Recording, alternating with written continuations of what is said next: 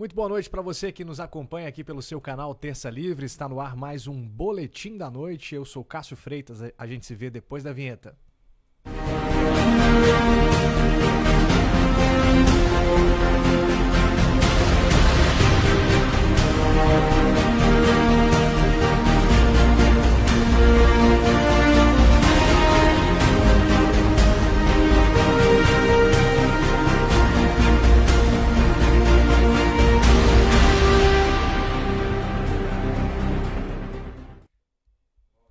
Estamos de volta, estamos ao vivo aqui para você que nos acompanha pelo terçalivre.com.br/ao vivo. Esse é o nosso endereço oficial para você, né, procurar aí as nossas transmissões.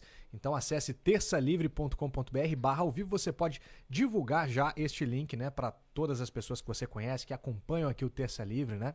Divulgue aí no seu grupo de WhatsApp da família, né, no grupo dos amigos. Nosso muito obrigado pela sua audiência. O Boletim da Noite começa quente, né? Tem muitos assuntos aí, nós vamos comentar sobre essa prisão aí do Daniel Silveira, né?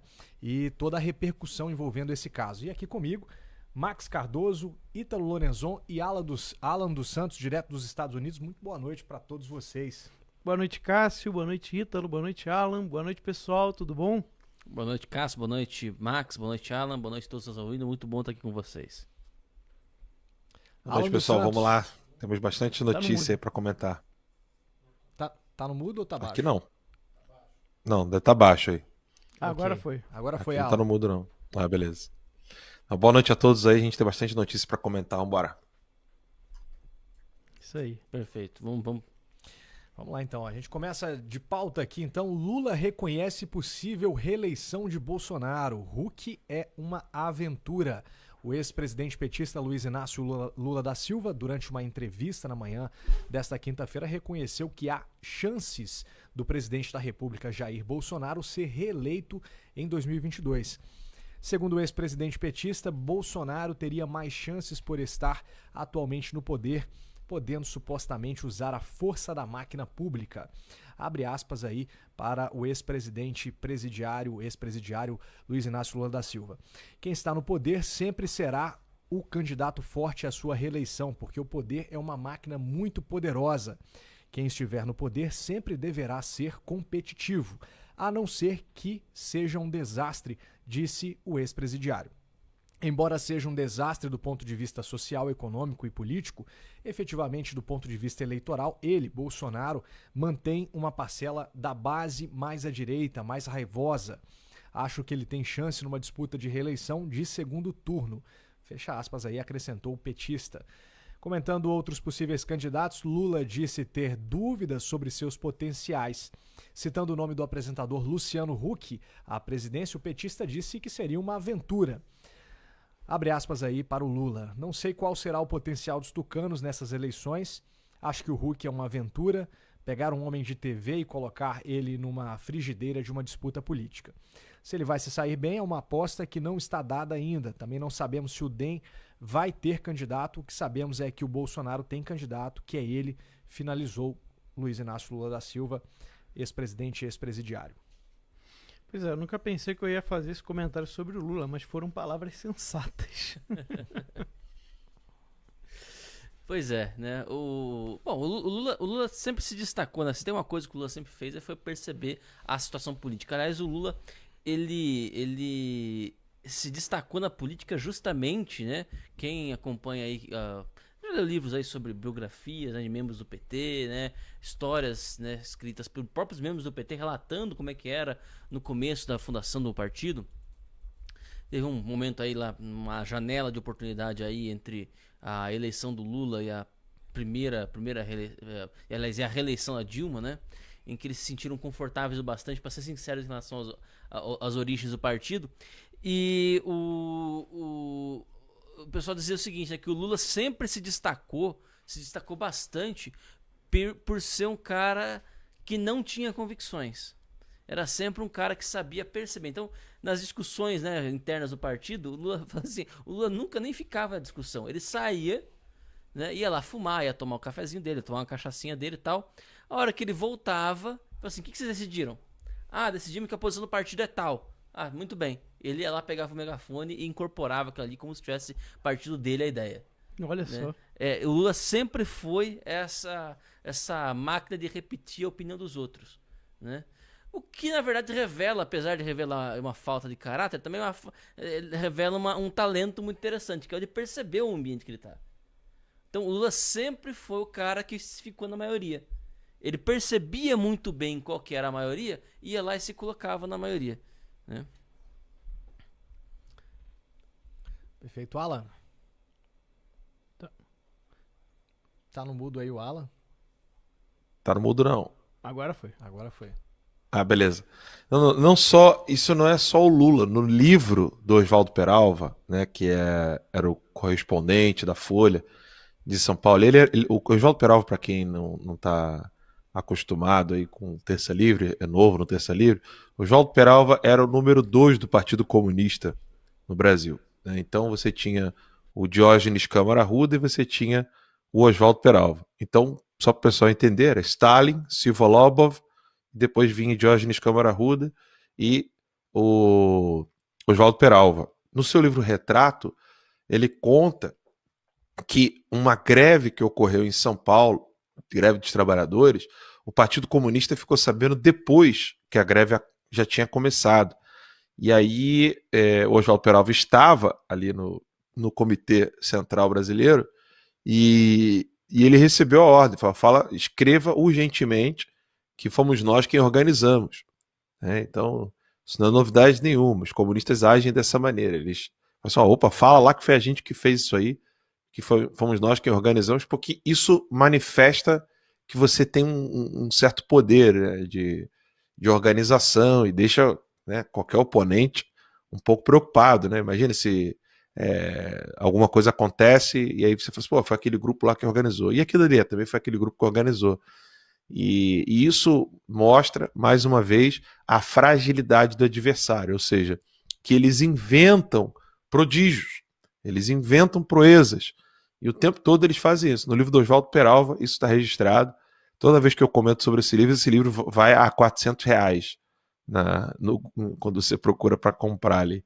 O livro custa R$29, eu acho, R$30, mas sempre que eu falo aqui do livro do Oswaldo Peralva, o livro sobe um preço exorbitante para que ninguém compre o livro. O livro é o único livro de um desertor do Partido Comunista aqui no Brasil. Nós não temos nenhum membro de alto escalão, nem de baixo escalão, né, que foi desertor do Partido Comunista. O Oswaldo Peralva é o único e a esquerda odeia que o Oswaldo Peralva seja mencionado. Para vocês terem uma ideia, com raríssimas exceções em alguns artigos de blogs e sites da internet, o professor Olavo de Carvalho e o Reinaldo Azevedo foram os únicos que comentaram sobre o Oswaldo Peralva.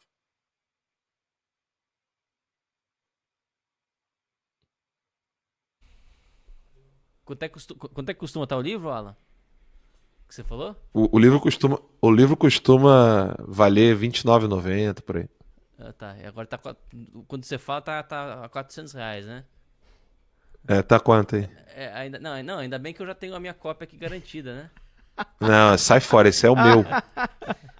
E não vem não. A essa Ainda hora, bem que eu então, tenho a minha. Ufa! é mais barato Esse é o assinar meu. o Terça Livre juntos, então, agora. Pois né? é, Já mas- aproveita aí, viu? Pois é. É mais barato assinar o Terceiro Livro juntos. Se você queria comprar o livro aí, espera um pouquinho. Vocês não vão assina levar o meus Terça livros, Livre não. juntos primeiro aí, então.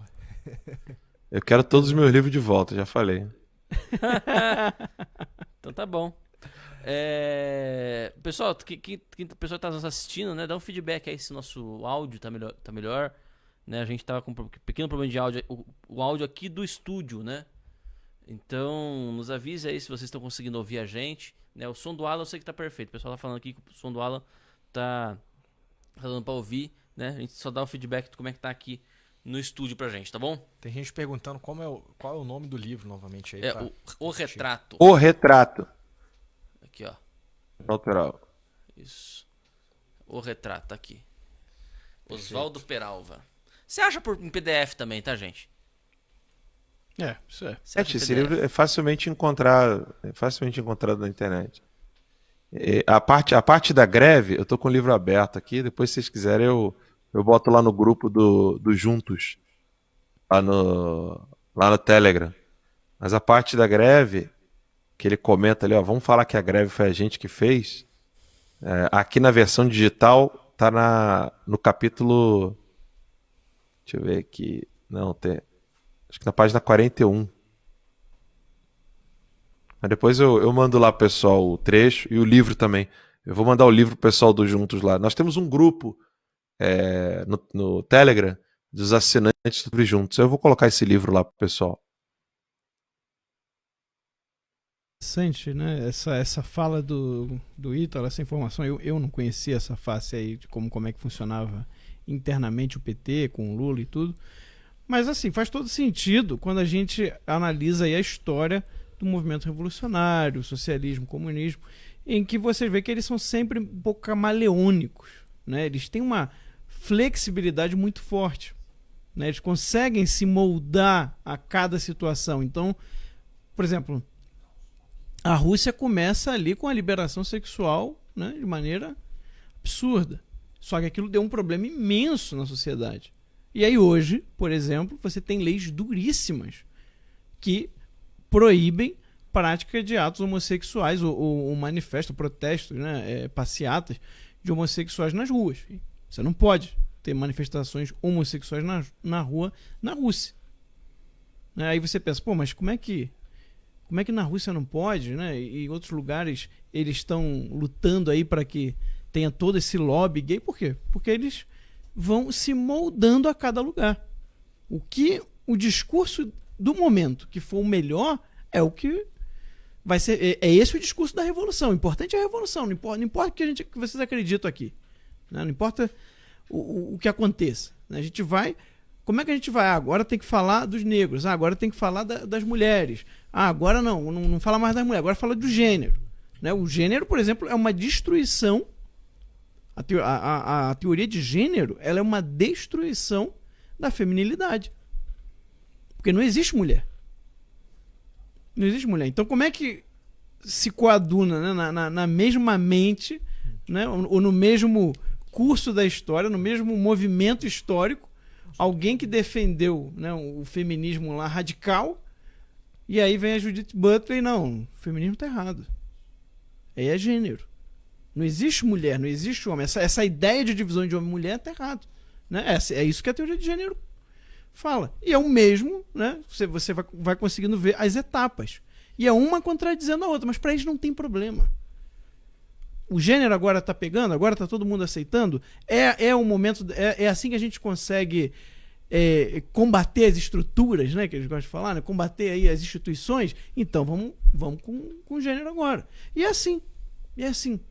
Esse modo camaleônico, esse modo aí de você vai se moldando a qualquer momento, a qualquer situação, para o quê? Para obter o poder, para fazer a revolução que eles querem. Né? Que é uma revolução que não chega nunca. Né? Mesmo quando eles assumem o poder, ainda falta. Né? E vai. E qualquer coisa é justificável. Ok. Eu posso ler o trecho aqui rapidinho, Cássio? Claro, fica à vontade. Porque é interessante, ó. Eles chegaram em Moscou, né? Aí eles estavam contando os feitos ali do Partido Comunista. Aí o Oswaldo Peralva escreve o seguinte: ele foi junto com 49 brasileiros para Moscou para ter formação no Comitê Central do Partido Comunista da União Soviética. Aí ele escreve assim: esse apoio direto no proletariado, com muitas aspas ele colocou aqui, corria por conta das mentiras pregadas em Moscou pelos dirigentes PCBistas, no caso Partido Comunista Brasileiro, PCB, e ratificadas indiretamente pela polícia brasileira, com seus exageros em relação à força dos comunistas. Segundo os emissários do PCB a Moscou, todas as greves, passeatas e outras manifestações de trabalhadores ocorridas no Brasil eram dirigidas pelas organizações comunistas. É certo que, em muitas greves surgidas espontaneamente, eles conseguiam penetrar e assumir a direção.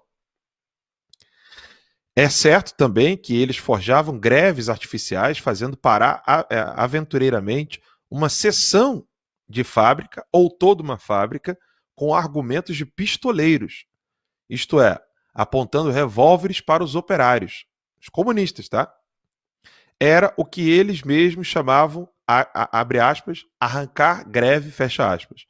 É certo que até comandaram greves de justas reivindicações. Entretanto, muitas vezes o desencadeamento dessas lutas se dava à sua revelia, constituindo mesmo vergonhosa surpresa para eles. Recordo-me perfeitamente de uma reunião clandestina do Comitê Central de fins de março para começo de abril de 1953, perto do Rio.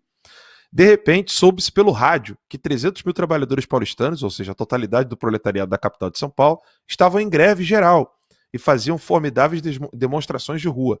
Pois bem, os principais dirigentes comunistas de São Paulo encontravam-se nessa reunião e, tendo vindo de lá poucos dias antes, nem sabiam que tal greve estava sendo articulada. Tiveram de abandonar precipitadamente a reunião e voltar correndo a seus postos na vã esperança de aproveitarem o movimento de assumir-lhe a direção. Não tardou, contudo, a seguir um emissário a Moscou com um relatório sobre a greve, pintada de tal modo que entusiasmou até ao delírio os mentores soviéticos do Partido Comunista Brasileiro. E o emissário, de torna viagem, trouxe a seguinte opinião, algo acaciana, que era comentada festivamente nos círculos dirigentes. Se esse movimento tivesse contado com o apoio de parte substancial das massas camponesas do Brasil e de sua pequena burguesia urbana, Vargas teria sido posto abaixo. Essa ideia da derrubada revolucionária do governo causa frenesi nos presentes e, para revigorá-la, o dirigente ajudava com fingida modéstia e genuíno servilismo. E quem diz... Como é que é? Aqui. E quem diz isso não somos nós, são os camaradas soviéticos, que sabem onde tem o nariz. Um mês depois, em maio, o secretário do PCB redigiu e publicou no número 53 da revista Problemas um manifesto sobre a greve, com a assinatura do Comitê Central e com a falsa data de 4 de abril. Quem lesse o manifesto hoje em dia pensaria que fora redigido e publicado no decorrer da própria greve. Eu não vou continuar a leitura aqui, li uma página e meia. Quem é membro do Terça Livre lá no Juntos recebeu o PDF, está na página 19 e 20. Daí você percebe, né, quem é que atua de modo criminoso no Brasil.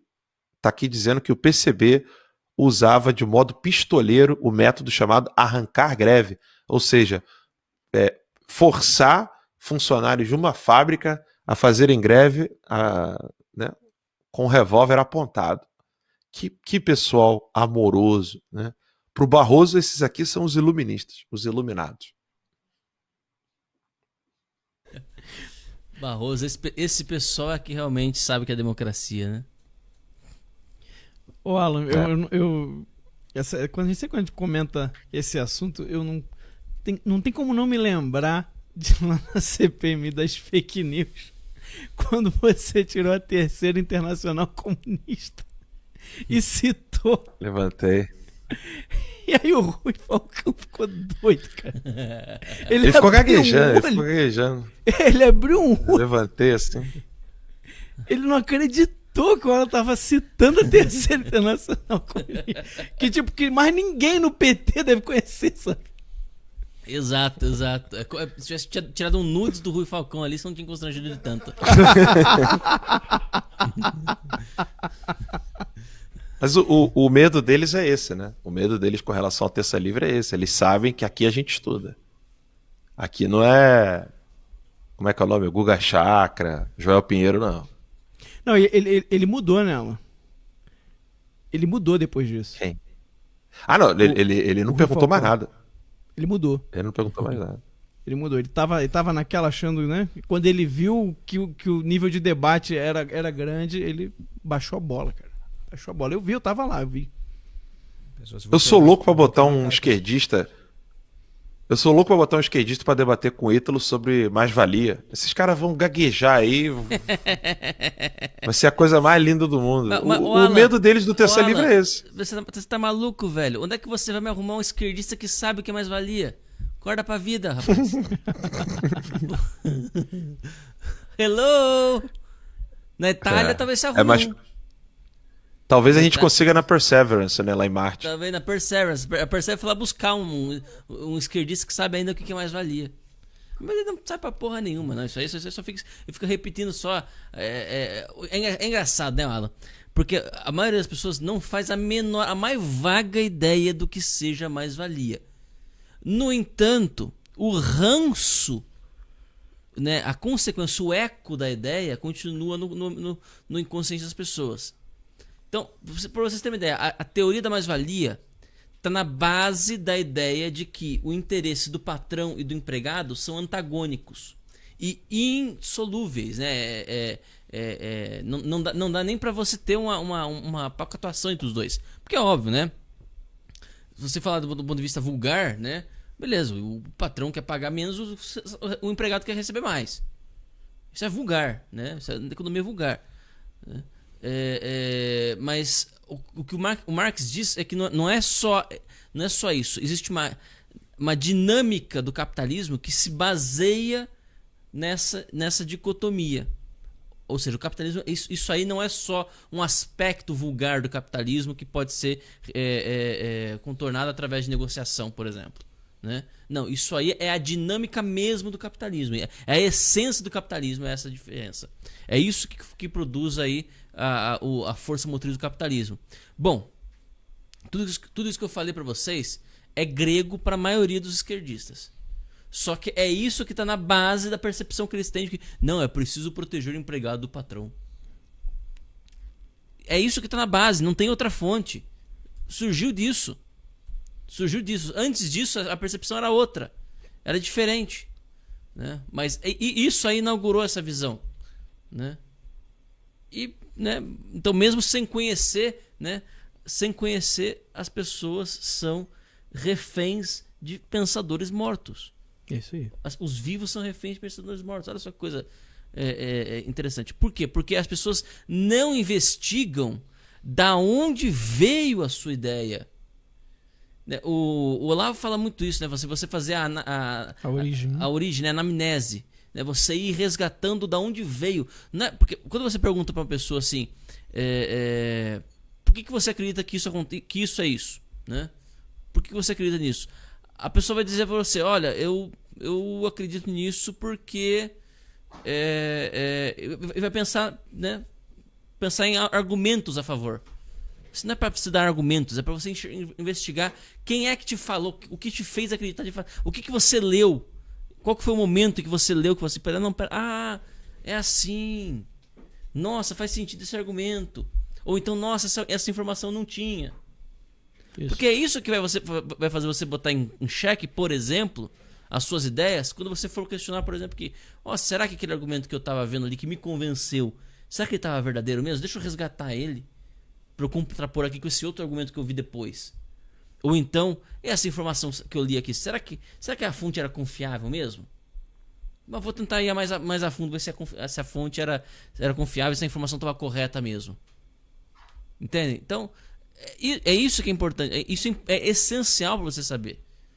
Mas é óbvio que isso aí, como eu disse, é grego para a maioria das pessoas. E para concluir, eu gostaria de lembrar o seguinte: se não fosse o texto de denúncia do Oswaldo Peralva, quem quer que dissesse que essas greves não foram organizadas pela esquerda seria taxado de fake news.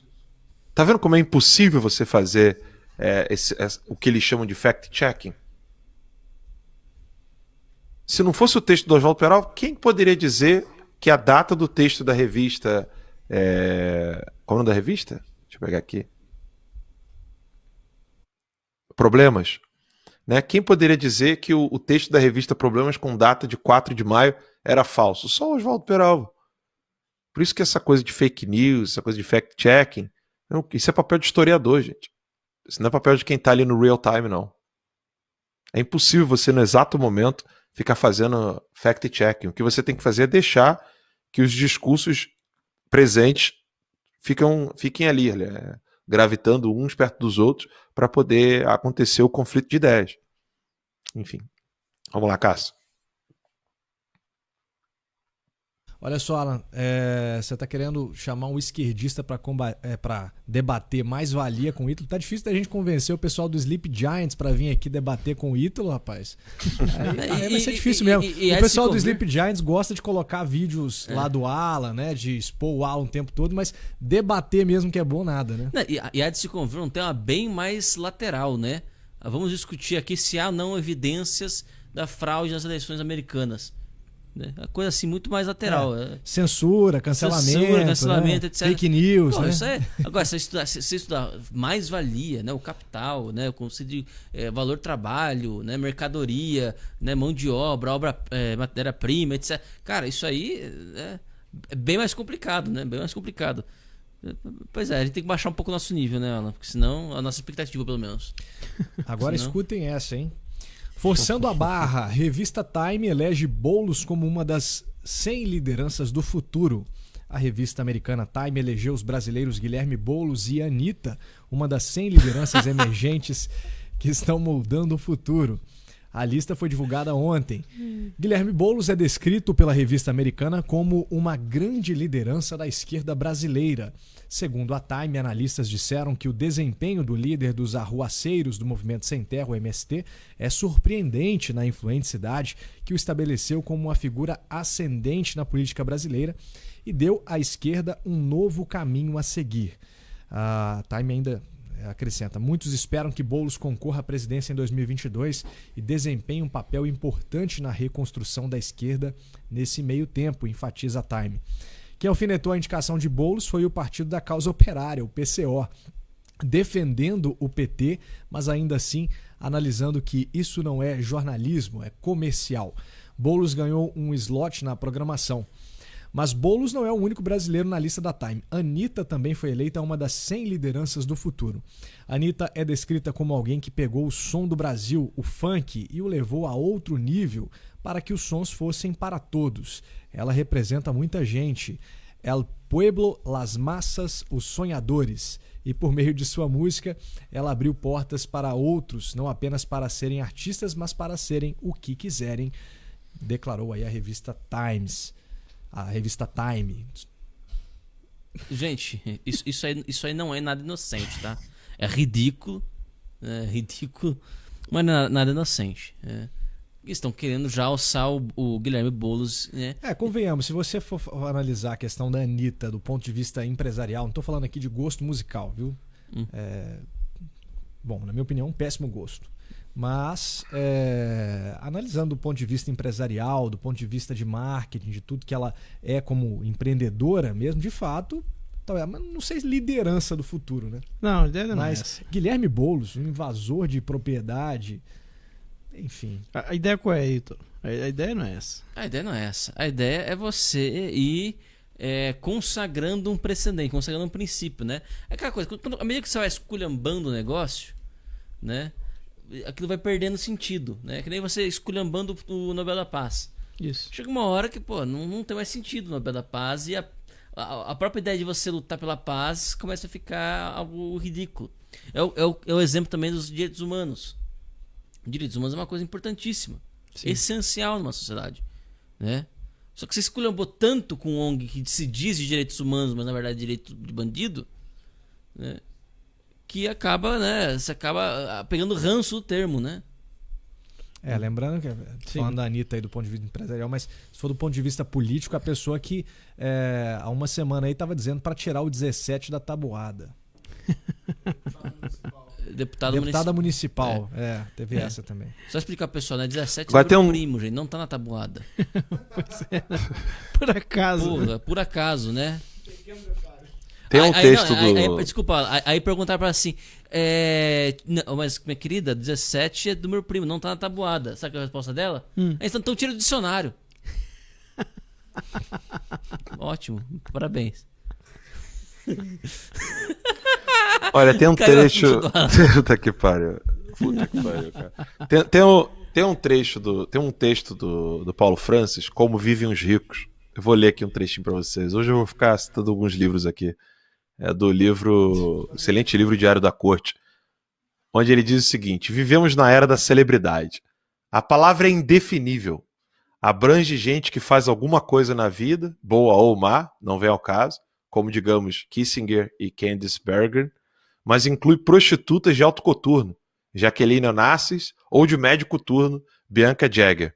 Isso não aconteceria nos tempos de Wilde. Ele está falando de Oscar Wilde. Logo, só muita experiência e uma certa inteligência, esse tom sarcástico do Paulo Francis, permitem ao observador dizer quem é quem. Né?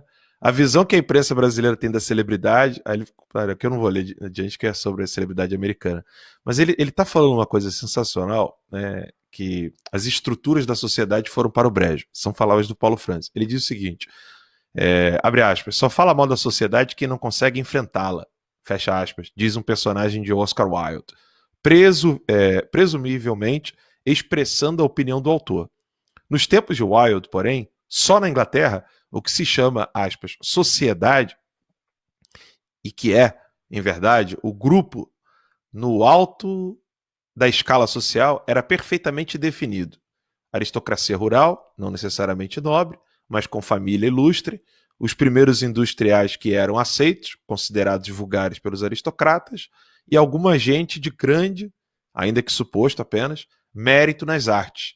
Hoje, nem na Inglaterra é possível ser tão definitivo. As estruturas foram para o brejo. E é exatamente isso aqui que o Antônio Gramsci queria, que você destruísse por completo as estruturas da sociedade, onde o intelectual ele passasse a ser quem a mídia decretasse que fosse, o intelectual e líder.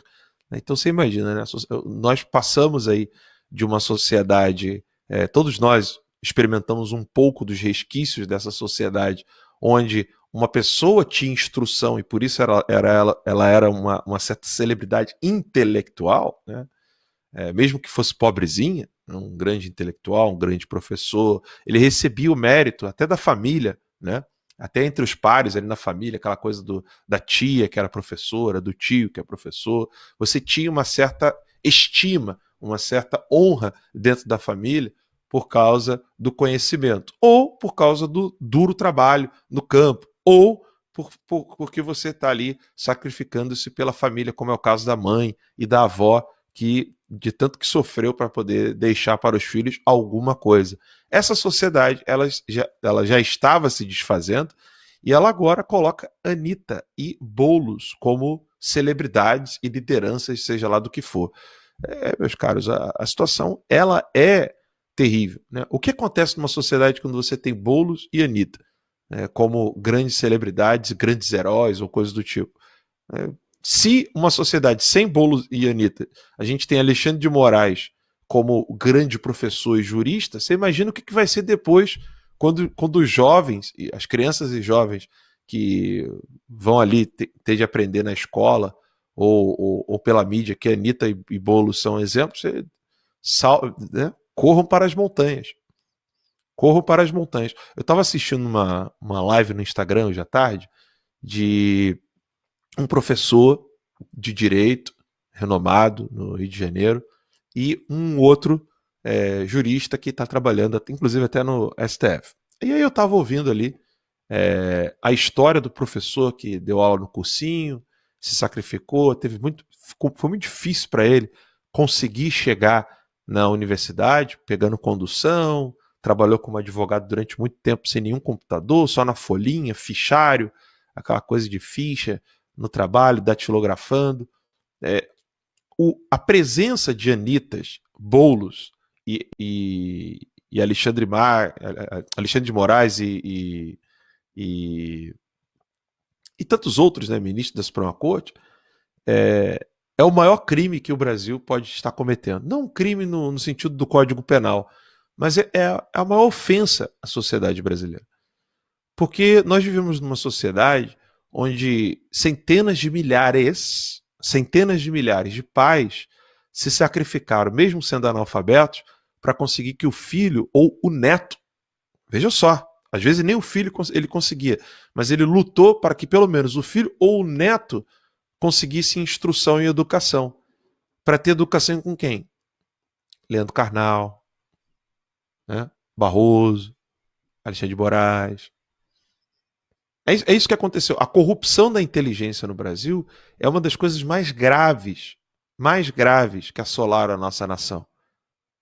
Mesmo países que estão enfrentando dificuldades políticas, ainda possui algum tipo de casta intelectual que ainda consegue sobreviver e resistir. No Brasil foi tudo pro saco. É uma ofensa a qualquer professor dedicado no Brasil, como esse professor que eu estava assistindo hoje, professor de cursinho. Quase ninguém percebe, mas o cursinho no Brasil é um fenômeno próprio do monopólio da educação do Estado, ou seja, as pessoas querem ter uma educação melhor, então como é tão difícil construir uma faculdade privada ou um instituto privado de ensino, cria esse cursinho, né? É um fenômeno de monopólio do controle da educação que o Estado tem hoje. Por isso que eu digo, o problema do Brasil é muito mais profundo. Nós temos o controle não apenas da opinião, mas o controle da educação. Vai você, né? Digamos que você é professor de letras, de história, e você quer montar uma escolinha, e aquela escola começa a ter várias pessoas que querem aprender com você. Isso está proibido.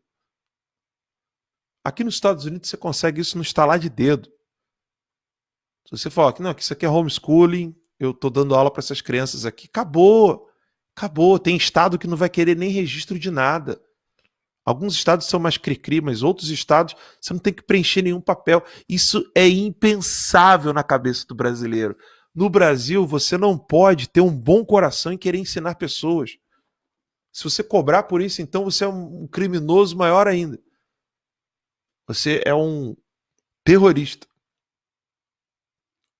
Como é que um país com um crime dessa magnitude, né, uma corrupção dessa magnitude, uma corrosão dessa profundidade, vai conseguir dar um passo adiante? Não vai. Não vai. O que o Brasil vai produzir daqui em diante, gente, desculpa, mas isso é realismo, isso não é pessimismo. O que o Brasil vai produzir intelectualmente daqui em diante é isso aí. É a Anitta, é Boulos, é Alexandre de Moraes, é Barroso. É o cara virar com a togazinha no seu escritório como ministro da Suprema Corte, falar com a cara mais lavada do mundo, que Venezuela é ditadura de conservadora de direita. Só tem uma maneira da gente conseguir reverter esse quadro. Difundir conhecimento. Não existe outro. Não existe nenhum remédio rápido, fácil, prático, não existe. Difundir conhecimento. Com certeza. Vamos para a próxima pauta então aqui. Vamos falar do caso Daniel Silveira. A audiência de custódia determina manter a prisão do deputado Daniel Silveira. O juiz Ayrton Vieira, na tarde desta quinta-feira, durante a audiência de custódia, determinou manter a prisão do deputado. Indicado por Alexandre de Moraes, o juiz instrutor que presidiu a audiência decidiu por manter a prisão do parlamentar até a Câmara dos Deputados votar o assunto. Na audiência de custódia também foi decidido que o deputado deixará a sede da Polícia Federal no Rio de Janeiro e seguirá, já seguiu, né, para o Batalhão Especial da Polícia Militar do Estado do Rio, onde existem melhores condições carcerárias. Bem, aí você vê, né? A audiência de custódia, né, que a audiência de custódia, ela vai ver lá a legalidade da prisão, tudo isso. Ela decide manter a prisão em flagrante. Porque o certo, o que seria o normal? O que seria o esperado, né? Quando você tem a prisão em flagrante, aí vai ter a audiência de custódia. Aí ali há um pedido para você converter a prisão preventiva, né? Prisão temporária e tudo. Não, eles estão mantendo ainda a prisão em flagrante até a Câmara decidir. Então é um flagrante permanente. Isso não existe, gente. Todos os juristas hoje comentaram. Agora é uma prisão em flagrante permanente. Já foi uma prisão em flagrante por causa de um vídeo. Até alguém comentou comigo. Então tinha que prender o vídeo. O vídeo é que foi que cometeu o crime em flagrante. Não, mas é porque o vídeo estava lá. Foi colocado na internet, então enquanto ele está lá, é um crime permanente, prisão em flagrante pode ser feita a qualquer momento. Aí agora, foi para a audiência de custódia, e em vez de converter a prisão em flagrante em prisão preventiva, temporária, não, mantém a prisão em flagrante. É incrível o que está acontecendo no Brasil. É incrível o que está acontecendo. E todo mundo, não, as instituições continuam funcionando. Não, a independência, a harmonia dos seus poderes. Né? Como é que o Lira falou? Questão lá do... Não, as instituições... Não tem crise entre as instituições. É tudo na paz. Hã? Agora você tem uma prisão em flagrante que vai durar dias. Né? Já vai para 72 horas de prisão em flagrante. Né? Passou a audiência de custódia, continua a prisão em flagrante. Não existe isso no direito, gente. Estão inventando um direito novo. E quem que é o criador do direito? O Alexandre de Moraes. Crise no dos outros é refresco, né? Papai, não existe crise entre os poderes. Tem crise, meu filho. Se não tivesse crise, né? Não teria a vítima da crise, que é o Daniel Silveira. E as possíveis vítimas somos todos nós. A partir de agora, todos nós somos possíveis vítimas. Já que tá valendo assim, já que tá valendo, né? Então, o ministro do STF pode decretar a prisão. Porque aí faz todo o argumento. Isso é o típico argumento ad hominem, né? Você não trata o mérito da questão, você trata a pessoa. Porque a mídia tentou fazer isso. A BBC tava um nojo hoje. Tá criminosa hoje, né? A BBC tava lá. Porque o cara pediu AI-5 e agora vai ser absolvido pelo mesmo Congresso que pediu pra fechar. Para início de conversa, burro pra caralho vocês. A AI-5 não fechou o Congresso. A AI-5 não fechou o Congresso. Que história é essa? Né? Então assim, já errou no objeto, já errou na análise. O AI-5 nem ele não pediu o AI-5, como o AI-5 não fechou o Congresso, né? Mas tentando dar a entender assim, tá vendo? O cara pediu ditadura, então recebeu ditadura. Eu pergunto, mas então vocês estão admitindo que há uma ditadura? Pois é, essa é a pergunta. Vocês estão criticando quem, então? Quem pediu AI-5 não pode reclamar de ditadura. Aí eu pergunto, e quem não pediu, tá reclamando ou tá aplaudindo? E você, senhor democrático que não pediu? Você vai continuar aplaudindo o STF prendendo um deputado fora da previsão legal? Eu não quero saber se você acha que ele merece estar na cadeia. Exatamente. O fato existe previsão legal.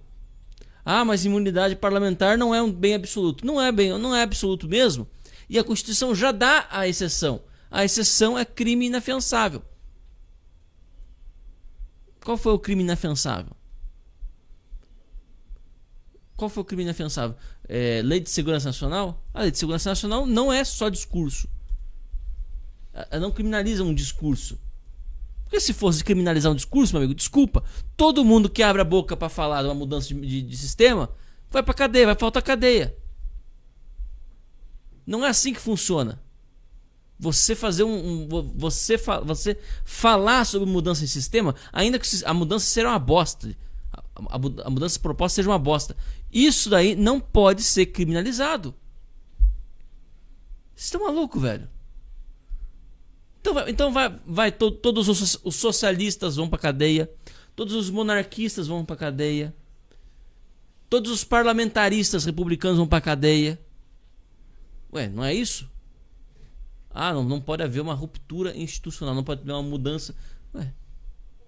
Como é que faz então? E o Nhonho pode ir na Espanha para falar de parlamentarismo. Para falar de parlamentarismo. Exato. Pode ir à vontade na Espanha falar de parlamentarismo.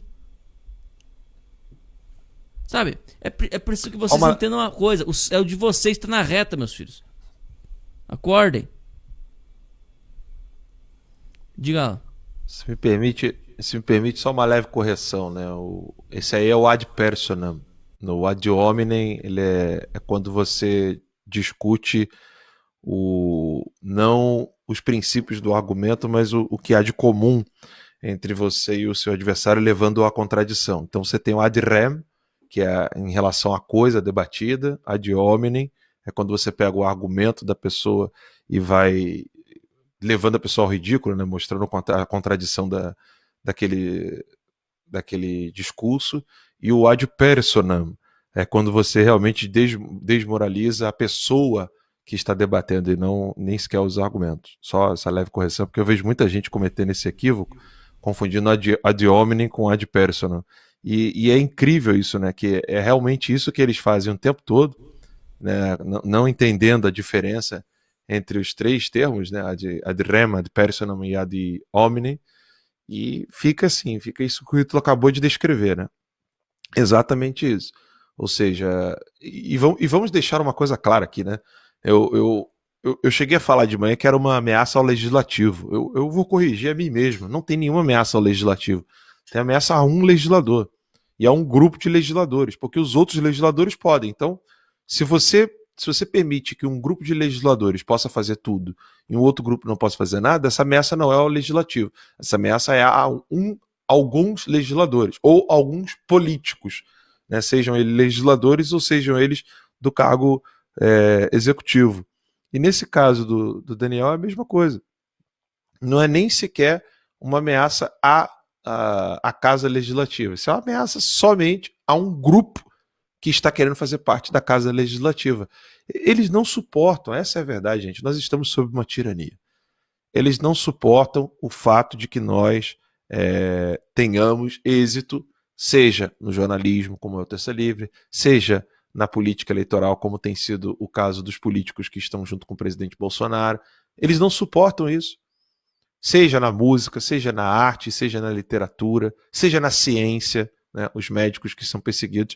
Existe uma casta superior que julga tudo e todos, e ela é que determina quem é que pode abrir a boca e quem não pode, quem é que pode opinar e quem não pode, que é exatamente isso que o Ítalo comentou. Nós estamos sob uma tirania. Não tem outro termo. O nome disso não é democracia. Uma coisa que o Ítalo comentou, que é fundamental, é o fato de você ter conflito entre os três poderes. Mas, cara, a democracia, ela nem sequer ela é o fato de que os três poderes consigam limitar uns aos outros.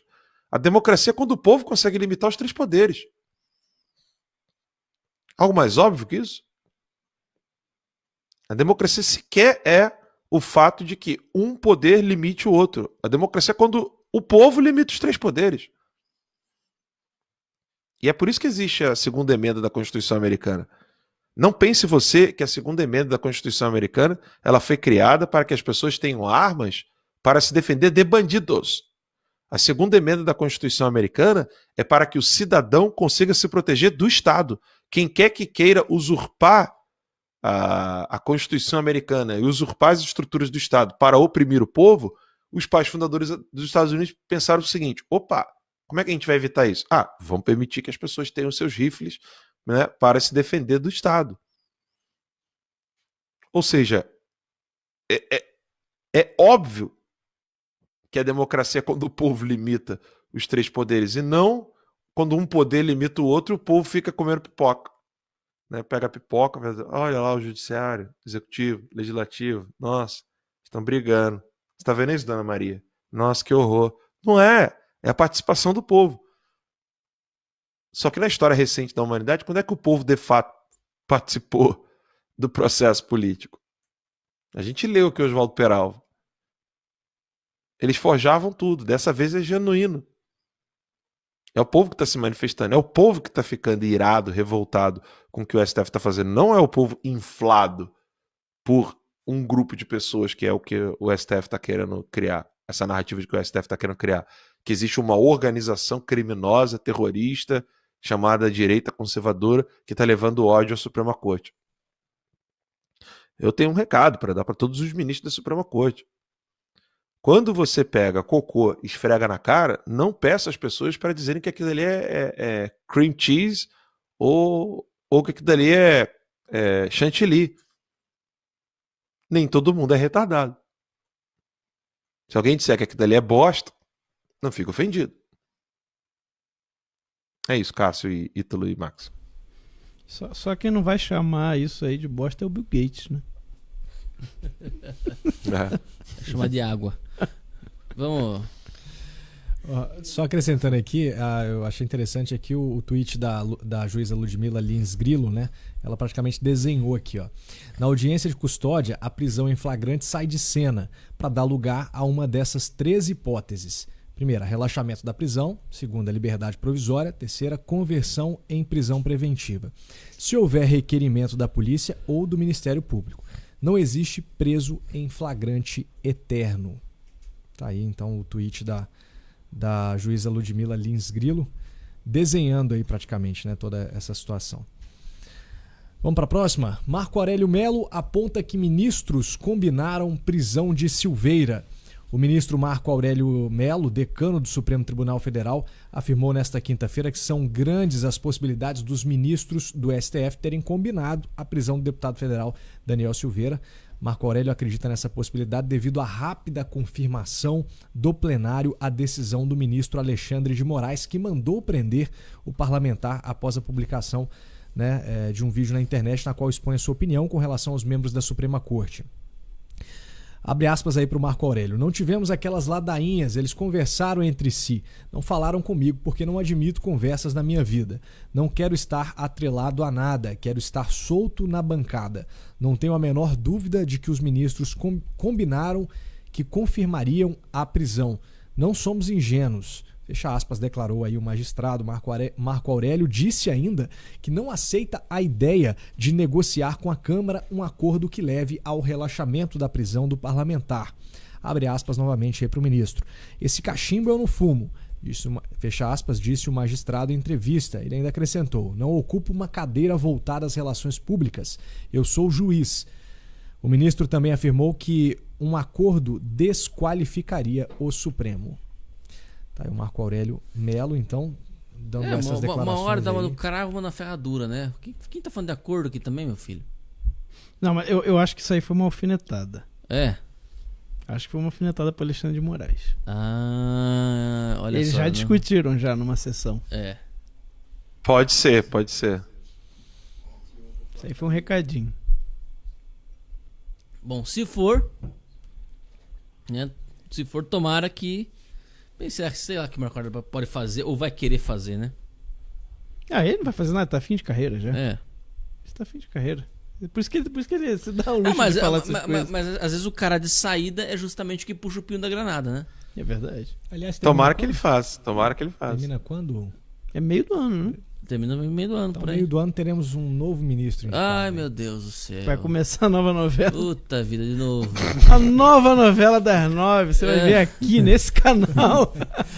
Puta Não, mas vida. não, você. Ô Ítalo, se você tá desanimado, lembre-se que o Alexandre de Moraes será o próximo presidente do TSE. Estávamos Então, comentando Ano isso que aqui. vem, ano que vem. Na época da eleição. Vai ser É, ele. Ah, Aí eu já que o entreguei negócio pra vai Deus ficar- já, sabe? Eu já falei pra você já o seguinte, gente. Como o Alan falou, a solução não vai ser eleitoral. Né? A gente pode, é óbvio, a gente vai trabalhar nas eleições também, a gente vai noticiar pra vocês, nós vamos nos desdobrar aqui, né, para trazer as informações pra vocês, pra desfazer os nós que a grande mídia faz. Explica contra o essa frase, presidente. senão daqui a pouco o pessoal vai falar que você tá igual o Disseu, hein? O quê? A solução não vai ser eleitoral. A solução não vai ser. Ah, é verdade. Porra, é verdade, hein? Explica essa frase direito. Mas o Dirceu tá coberto de razão. O verdadeiro poder não reside no poder eleito. Desculpa, essa é a realidade. Poder eleito é no máximo a consequência, a cereja do bolo. É a superfície desse oceano. Né? Perfeito. O verdadeiro poder é você ter na base, na vida das pessoas, né, capilaridade. O que é capilaridade? É você ter cadeias de comando ou de relações ou de networking entre as pessoas e você sabe que elas se entendem como parte de um mesmo processo.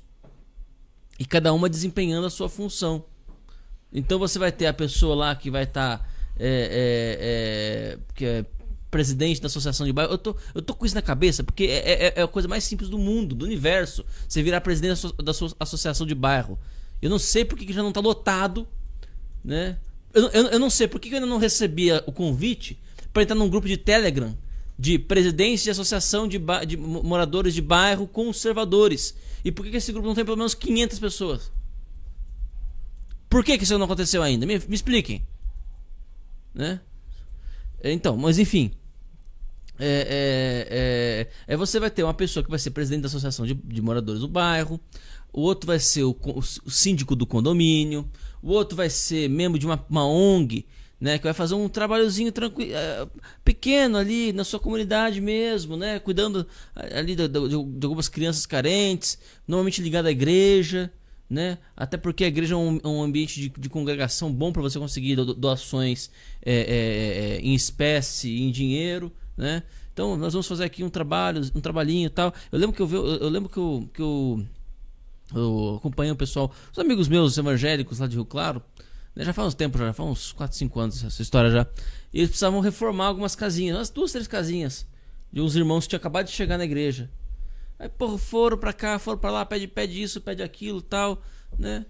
Conseguiram o contato do cara que era dono da loja de material de construção. Pronto, já conseguiram já doação ou subsídio, né? Não me lembro agora direito, mas conseguiram ali facilitação aí para conseguir os materiais de construção. Aí tinha lá membros da igreja que eram pedreiros, né, que trabalhavam com isso, que emprestaram mão de obra, que fizeram, né, voluntariamente mão de obra. Enfim, esse tipo de trabalhinho simples ali para você fazer diferença. Isso aí vai gerando capilaridade, pessoal. Isso aí não é só, vou fazer a casa do cara. Óbvio, você tem a caridade cristã frutifica por si mesma, né? Mas isso também vai criando entre os indivíduos aquilo que é justamente aquilo que eles querem criar, querem destruir, que é a relação entre um e o outro. A relação de confiança, de amor ao próximo, que é exatamente o que eles querem destruir. E isso aí, meus caros, tem efeito inclusive eleitoral. É óbvio que você não vai fazer isso, não vai fazer o bem só pelo efeito eleitoral, mas isso aí vai criando capilaridade para você ter o efeito eleitoral depois, na frente. Você cria associação de estudos, de uma fundação, grupos de estudo. Você cria, né, o Alan já falou aqui, uma ONG para financiar estudos em matéria de segurança pública. Congrega vários policiais. Você precisa de um ou 2 policiais por cidade do Brasil. Policiais, agente de segurança, né? Pode Polícia Civil, PM, Guarda Municipal, enfim. Cada um pagando R$10 de mensalidade. Porra, você tem um financiamento tremendo para pesquisa para fazer isso. Entendem? Então tem que ter isso. Isso aí é que vai gerar poder. Não é você. Olha o que foi o brasileiro. Olha o que foi a direita botar um presidente na república sem ter isso por trás. Olha o inferno que está sendo na vida desse homem. E olha o que ele está realmente conseguindo fazer. É de longe, o Bolsonaro é de longe o melhor administrador que o Brasil já teve nas últimas décadas. Mas disparado, sem nenhuma comparação. Não tem nem segundo lugar. Mas veja os meios de ação que o cara de fato tem. Se a gente tivesse feito esse trabalho de casa, tivesse feito aí essa liçãozinha de casa, olha só o que a gente ia conseguir ter feito. Olha só o que o Bolsonaro poderia ter feito nesses últimos 2 anos. Então assim, não deixa passar essa oportunidade. E não se preocupem com questões eleitorais. Porque na verdade quem manda no Brasil hoje em dia não está eleito. Então não vai fazer tanta diferença assim você botar esse ou aquele. É óbvio que entre Bolsonaro e Haddad, né? A diferença é gritante. Mesmo que o Bolsonaro sem muitos poderes, né? Ainda assim não é um Haddad, né? Mas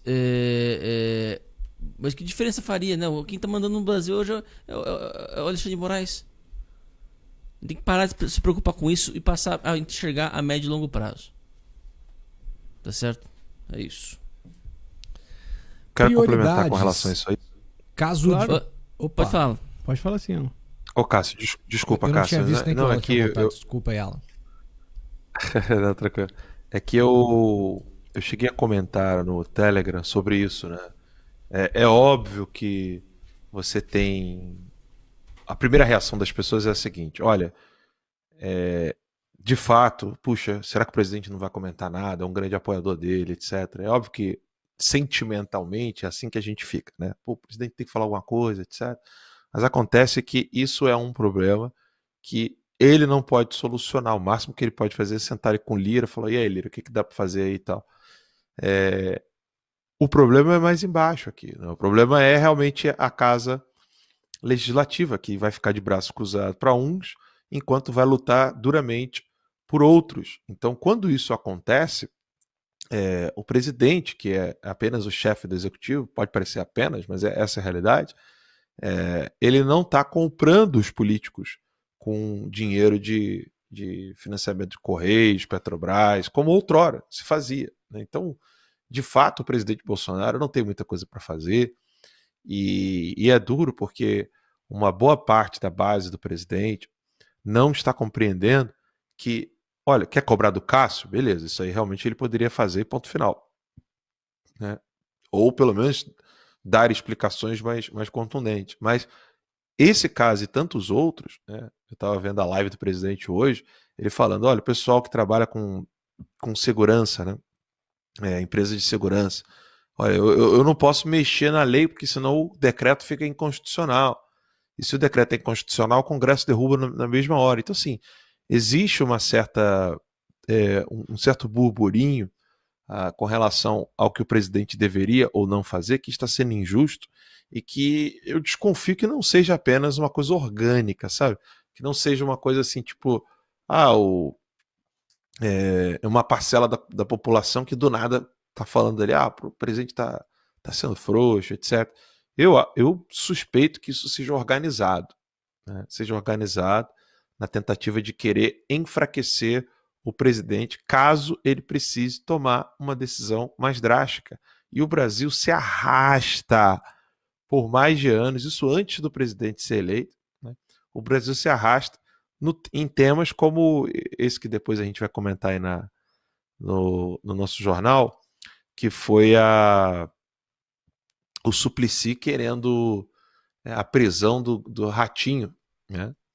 Porque ele parece que falou alguma coisa em relação ao regime militar.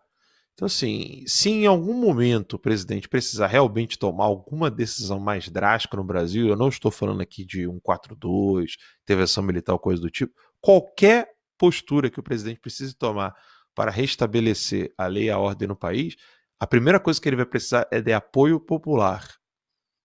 Ele precisa de uma massa esclarecida. Uma massa esclarecida, em outros tempos, ocorrer por meio de universidades e jornais.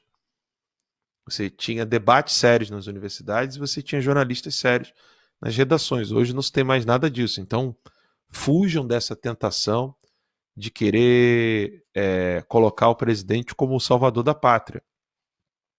É óbvio que ele pode tomar certas posições e o Brasil está se afundando cada vez mais e é ele o alvo principal, né? E eu concordo, sim, plenamente com aquelas pessoas que digam o seguinte, olha, não parece ter uma estratégia. Não parece mesmo. É muito difícil você conseguir ter uma estratégia numa situação tão... Não é uma estrutura matemática, é uma estrutura orgânica que a cada momento parece que tem um pus saindo. Cada momento tem um problema novo. Então, assim, eu não sou daqueles que falam assim, não, confia que está tudo dentro do plano. Isso, para mim, não... Essa história não vinga exatamente por causa das minhas fontes, mas essa cobrança injusta que está sendo feita com relação ao presidente da República, em relação não só ao caso do Daniel Silveira, mas a todos os problemas da República Brasileira, ela tem me soado muito como uma tentativa de querer solapar a imagem do presidente, de querer enfraquecer o presidente, de querer fazer com que cada vez mais ele fique ali perto de uma isca para poder morder o anzol e ser pego, né, pela boca. Não vejo que essa é a solução.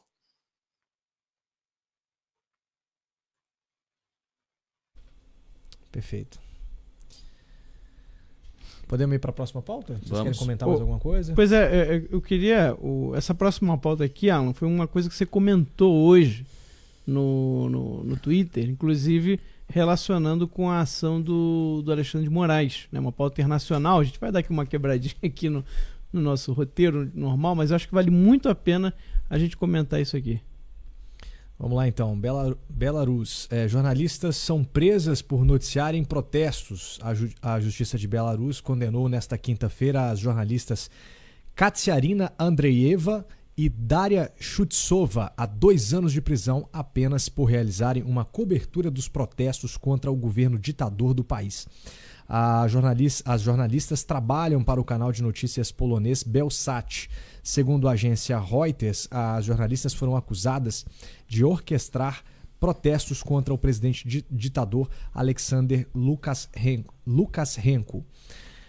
Katsiarina Andraeva e Daria Chutsova foram detidas em novembro de 2020 em um apartamento que usavam como ponto de observação para filmar manifestações. O advogado das réis afirmou que irá recorrer da decisão. As duas se declararam inocentes. A Lituânia, onde a opositora do ditador, a Sviatlana Tissakova, esse nome aqui eu vou deixar para o nosso tradutor de russo aqui, por favor, Foi Ítalo. quase, por favor, foi Ítalo, quase. não. Tava Tentou me ajudar aqui antes, mas Foi na trave, foi diga na aí, trave, por foi na favor. trave. Sviatlana Tsikhanouskaya. Tá certo. Está exilada, parecido. exortou o país a acabar com a espiral de repressão. Já a Polônia disse em um comunicado que as prisões terão consequências muito graves. O jornal Belsat foi criado na Polônia por jornalistas bielorrussos e poloneses para cobrir a crise em Belarus, afirmou a Reuters. Peter Stano, porta-voz das relações exteriores da União Europeia, condenou a ação dizendo que isso é uma vergonhosa repressão aos meios de comunicação.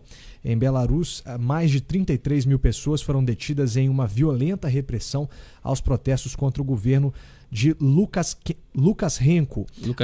Lukashenko. Ok. Após a eleição em agosto de 2020 ser contestada por suspeitas de fraude. Alexander Lukashenko está no cargo desde 1994 e é considerado o último ditador da Europa. Apesar de já ter sofrido diversas sanções, Lukashenko se recusou a renunciar após receber apoio da Rússia governada por Vladimir Putin. Segundo informações, Moscou vê Belarus como um estado tampão contra a União Europeia e a OTAN. Da próxima vez, por favor, traga uma vodka para eu ler aqui todos esses nomes, viu? Dá vontade, Por né? gentileza. Mas faltou só um só. Como Ala? Não, que só eu e o Ítalo aqui já sabemos um pouquinho de russo aí. Por motivos bem diferentes. Sim, sim. Motivos diferentes do Anselmo Góes? Do casual, Sim, sim, né? sim, sim. Muito... Privier. Vamos lá. Alan, queria que você comentasse esse caso aí, então, né, dessas jornalistas presas aí por noticiarem protestos. A primeira coisa que eu gostaria de comentar é que pobre dessas meninas que elas são mulheres brancas de olhos azuis, né? Porque hoje você pode pregar abertamente a morte de homens e mulheres brancas. Né? O que você não pode é falar a mesma coisa com relação a negros, aí é racismo. Mas quando é com relação a branco, é dívida histórica. Então o movimento feminista não vai levantar um dedo com relação a essas mulheres. Os jornalistas brasileiros não vão falar uma única vírgula, porque para eles isso é lindo e maravilhoso. Né? E elas são brancas. Né? Se fossem negras, se fossem da África, imigrantes, aí nós já teríamos mulheres colocando os peitos de fora nas redações dos jornais, o pessoal ia estar colocando imagens sacras no órgão escritor e por aí vai. Né? Então, assim, esse é o absurdo que nós chegamos no Brasil.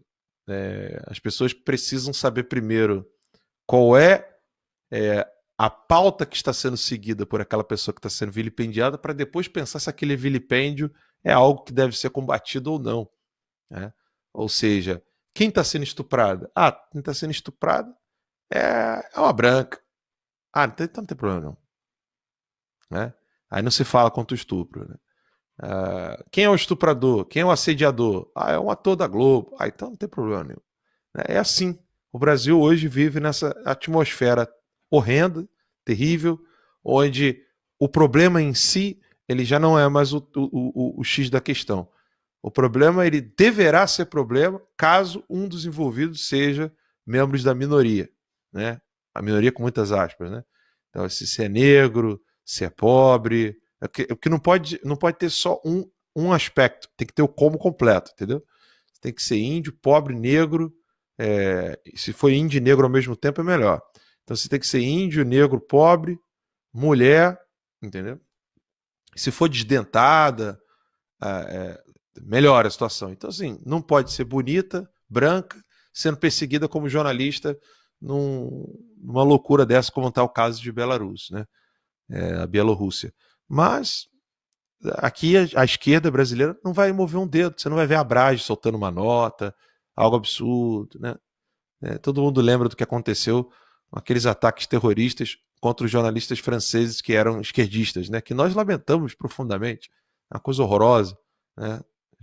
Mas aí, como eram jornalistas esquerdistas, aí o ataque terrorista era feito por muçulmano, ninguém falou muito que era muito muçulmano, mas ficou ali aquela coisa do jornalista. E eu gosto de lembrar esse fato do jornalista francês, porque nesse momento ninguém fala que o inimigo foi atiçado, né?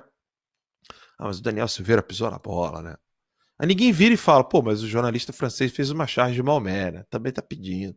Não, ninguém fala. Aí aqui, a análise racional vai pro saco, entendeu? Todo mundo destrói o raciocínio lógico e aí fala assim, não, mas o jornalista tem liberdade. O jornalista tem liberdade para poder fazer charge contra Maomé. Esses muçulmanos que são radicais demais. E é verdade. Isso é verdade. Só que também é verdade que o Daniel Silveira é parlamentar, ele pode falar o que ele quiser, concorde ou não. Então, no Brasil e no debate público hoje, infelizmente internacional, que nos Estados Unidos também está permeado dessa hipocrisia, não importa o que se fala, mas quem fala. Se é o membro da patota, tá tudo ok. Se não é o membro da patota, então pode crucificar, pode matar, pode prender, né? E por aí vai, Cássio. É isso. Vamos para a próxima pauta então. Marco Aurélio Melo aponta que ministros... Aliás, essa já foi, hein? Vamos para a próxima aqui. Prioridades. Caso de Daniel Silveira vai ao Conselho de Ética antes que o de Flor de Lis. O caso da prisão ilegal do deputado federal Daniel Silveira, do PSL do Rio de Janeiro, chegou ao Conselho de Ética da Câmara na manhã desta quinta-feira. A casa, inclusive, reativou o conselho em menos de 72 horas após a prisão do deputado. Para os deputados do Conselho de Ética, o caso de Silveira é mais urgente que o de Flor de Lis, do PSDB do Rio de Janeiro. Deputada que foi acusada pelo Ministério Público como mandante do assassinato do próprio marido. O caso da parlamentar está parado na mesa da Câmara desde outubro do ano passado. Com a justificativa da pandemia do vírus chinês, o Conselho não funcionou presencialmente e também não houve esforço do colegiado para que as sessões fossem feitas de forma remota. Bom, prioridades. Questão de prioridades mesmo, né? Questão de prioridades mesmo. Bom, isso pode refletir duas coisas, né? Primeiro, a pressa de poder caçar o mandato do Daniel Silveira. E segundo, o fato de que, de fato, o caso do Daniel Silveira está causando muito mais comoção do que a Flor de Lis, né? Então, porque eu acho que muita gente está percebendo o quanto isso é perigoso, né? Enfim, né? O que vai resultar disso, né? O pior dos mundos é o Daniel ser condenado na comissão de ética e perder o seu mandato e o seu direito político. Mas eu não acho que isso seja possível, não, né? Em todo caso, né? É aguardar. Max? Pois é, aí você vê o seguinte, né? Você tem um caso totalmente absurdo, totalmente inaceitável, assim, uma coisa intolerável mesmo. A polícia já dizendo ali que já tem bastante certeza de que ela é a mandante do crime, que inclusive tentou envenenar o próprio marido várias vezes. E não há pressa. A mulher continua participando como deputada. Não participando das sessões, votando, tudo. Sabe, ou seja, se você é mulher, você pode matar o marido, entendeu? Planeja, tenta matar várias vezes, matou, não tem que dar nada. Mas não ouse falar do Alexandre de Moraes. Ah, não, isso é muito grave. Aí o Congresso todo vai se mobilizar, inclusive vão sair lá da pandemia, volta a comissão de ética para fazer o quê? Caçar o mandato do Daniel Silveira. Agora, outra aqui, né, muito provavelmente, foi o que a própria polícia falou, que já já o caso já andou, as investigações já andaram, já tem ali bastante certo de que ela realmente foi mandante do assassinato para o marido. Aí nesse caso não tem pressa não. Deixa rolar, deixa acontecer. Quando der, deu. Quando não der, a pandemia tá aí, né? Muito risco. Deixa ela continuar no mandato dela. Não dá para entender. Não dá para entender. Você veja, os próprios representantes da lei que deveriam mostrar para as pessoas, né, a categoria dos crimes, a hierarquia dos crimes, qual que é o crime pior, eles mesmos invertem as coisas. Não é porque eles dizem isso, tá? Óbvio que é isso que eu falei aqui, ninguém vai falar, muito menos em público. Mas as ações deles dizem isso. As ações deles dizem isso. Aí instaura a comissão de ética para caçar o mandato do Daniel Silveira. E o mandato da Flor de Lis não vai caçar. Não tem ainda nem perspectiva para quando vai acontecer. Então as ações dele nos dizem, né? Você pode matar uma pessoa, mas não ouse falar contra o ministro do STF.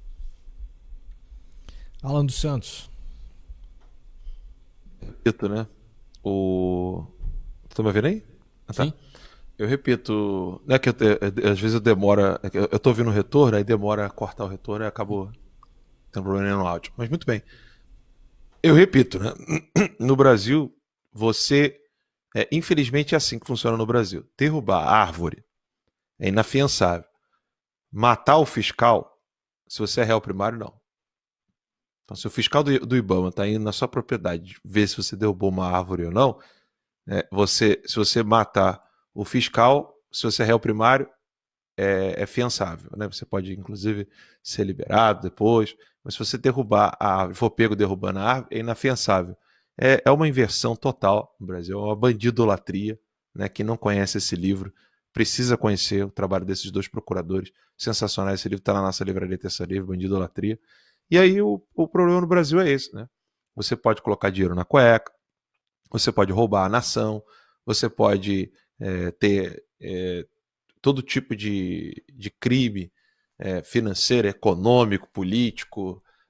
Você pode estar envolvido com todo tipo de escândalo e corrupção que você estará solto e ainda terá militantes à sua defesa. Agora, no caso do Daniel, né, o Daniel ele aglomerou ali uma série de coisas que a esquerda odeia, né? Ele é branco, hétero, policial, de direita e não roubou. Né? A desgraça do Daniel é essa. Eu cheguei inclusive a colocar isso no Twitter, né? Eu botei assim, o problema dele é que ele é hétero, branco, policial e de direita. Se fosse ladrão, índio, gay, hétero, negro, esquerdista e bandido, já teria advogado de jati mesmo que ele tentasse esfaquear um candidato a presidente. É isso, Cássio. Perfeito. Não, e para que não reste dúvidas, tá? Como eu já disse aqui algumas vezes, tá? Existem limites, sim, para a imunidade parlamentar, né? Os limites são crimes inafiançáveis. A Constituição deixa claro isso no seu artigo 53, parágrafo 2º, né? O parlamentar será preso, não será preso sem autorização do Congresso, salvo em flagrante de crime inafiançável. Ou seja, tem que ter um flagrante e o crime tem que ser inafiançável. Então, essas duas condições precisam ser compreendidas. Bom, o que são os crimes inafiançáveis? Tá? Racismo, a prática do racismo é inafiançável. A tortura é inafiançável. Os crimes hediondos, de modo geral, são inafiançáveis. O tráfico de drogas é inafiançável. Nem apologia ao tráfico de drogas, tá? Então, ainda que tivesse feito apologia ao tráfico de drogas no seu vídeo, não conta. Tem que ser tráfico de drogas mesmo. O terrorismo, e de novo, não é apologia ao terrorismo, é o ato do terrorismo, né? E aí, ó, importante aqui, hein? A ação de grupos armados, civis ou militares, contra a ordem constitucional e o Estado democrático. A ação e não a apologia da ação. Então, ainda que se admita a tese, que já é frágil, só você assistir o vídeo, ainda que se admita a tese de que o Daniel Silveira tenha feito algum tipo de cometido algum tipo de apologia ao AI-5, eu volto a dizer, é frágil, né? Ainda que se admita a tese, mesmo assim a sua prisão foi ilegal. Ah, mas eu quero que o Daniel esteja preso. Eu acho que ele merece. Assim, sim, Lírio do Vale, é direito seu achar isso. Agora, você acha realmente que Alexandre de Moraes fez isso para atender a sua vontade? Meu filho, miolo serve mais do que para botar enchimento na cabeça. Para pensar um segundo. Por que você acha que o Alexandre de Moraes se deu o trabalho de passar por cima da lei? É para te satisfazer? Isso é definição do idiota, né? O cara vê assim... Isso aí é definição do idiota. É a minha vontade que está sendo atendida. O cara não percebe que está sendo feito de trouxa. Essa é a minha vontade de estar sendo atendida. Meu filho, se você pede um bolo e te dá um bolo envenenado, sua vontade está sendo atendida também. Mas o bolo está envenenado. Então para pensar um pouquinho, porra. Não, nenhuma das duas condições são cumpridas, então, né? Não, nenhuma das duas. Não, pô, vamos conceder. Aí que tá, o Max. Ainda que tudo que seja que eles estivessem alegando no alto fosse verdade. Teve flagrante Do vídeo. no vídeo e teve apologia. Vamos conceder a grata argumentandi que teve. Ainda assim. Ainda assim não dá pra prender. Pois é. Ainda assim, ou seja, o cara não só mentiu na decisão. Não só mentiu na decisão. Ele não se deu ao trabalho de fazer uma mentira que fosse suficiente. Né? Não é isso. Eu dou um tiro no Max, né? Falei assim, por que você deu um tiro nele? Falei assim, não, porque ele me deu um tapa. Ele nem me deu tapa. Mas eu falei assim, não, mas ele me deu um tapa e deu um tiro nele. Como se isso fosse, né? Como se isso justificasse. Sim, tá no né? mesmo nível. Estivesse no mesmo nível. Ou seja, não só eu menti, inventei que ele me deu tapa, como não me dei o trabalho de dar uma desculpa razoável. Puta que me pariu, bicho. Né? É brincadeira. E a gente tá aqui hoje como se tudo tivesse normal. O ministro do Supremo cometeu um maior absurdo jurídico que se podia se fazer e tá tudo normal. Isso é que é o mais absurdo. Sabe, alguém se achar, sabe, na capacidade de passar por cima de tudo e de todos para cumprir a sua própria vontade, isso tá cheio na história humana. Cheio. Agora, a passividade de todos diante desse fato, isso é algo que me surpreende. Você vê a injustiça, uma injustiça tremenda acontecendo, e tá todo mundo, né? Tranquilo, não. Que isso?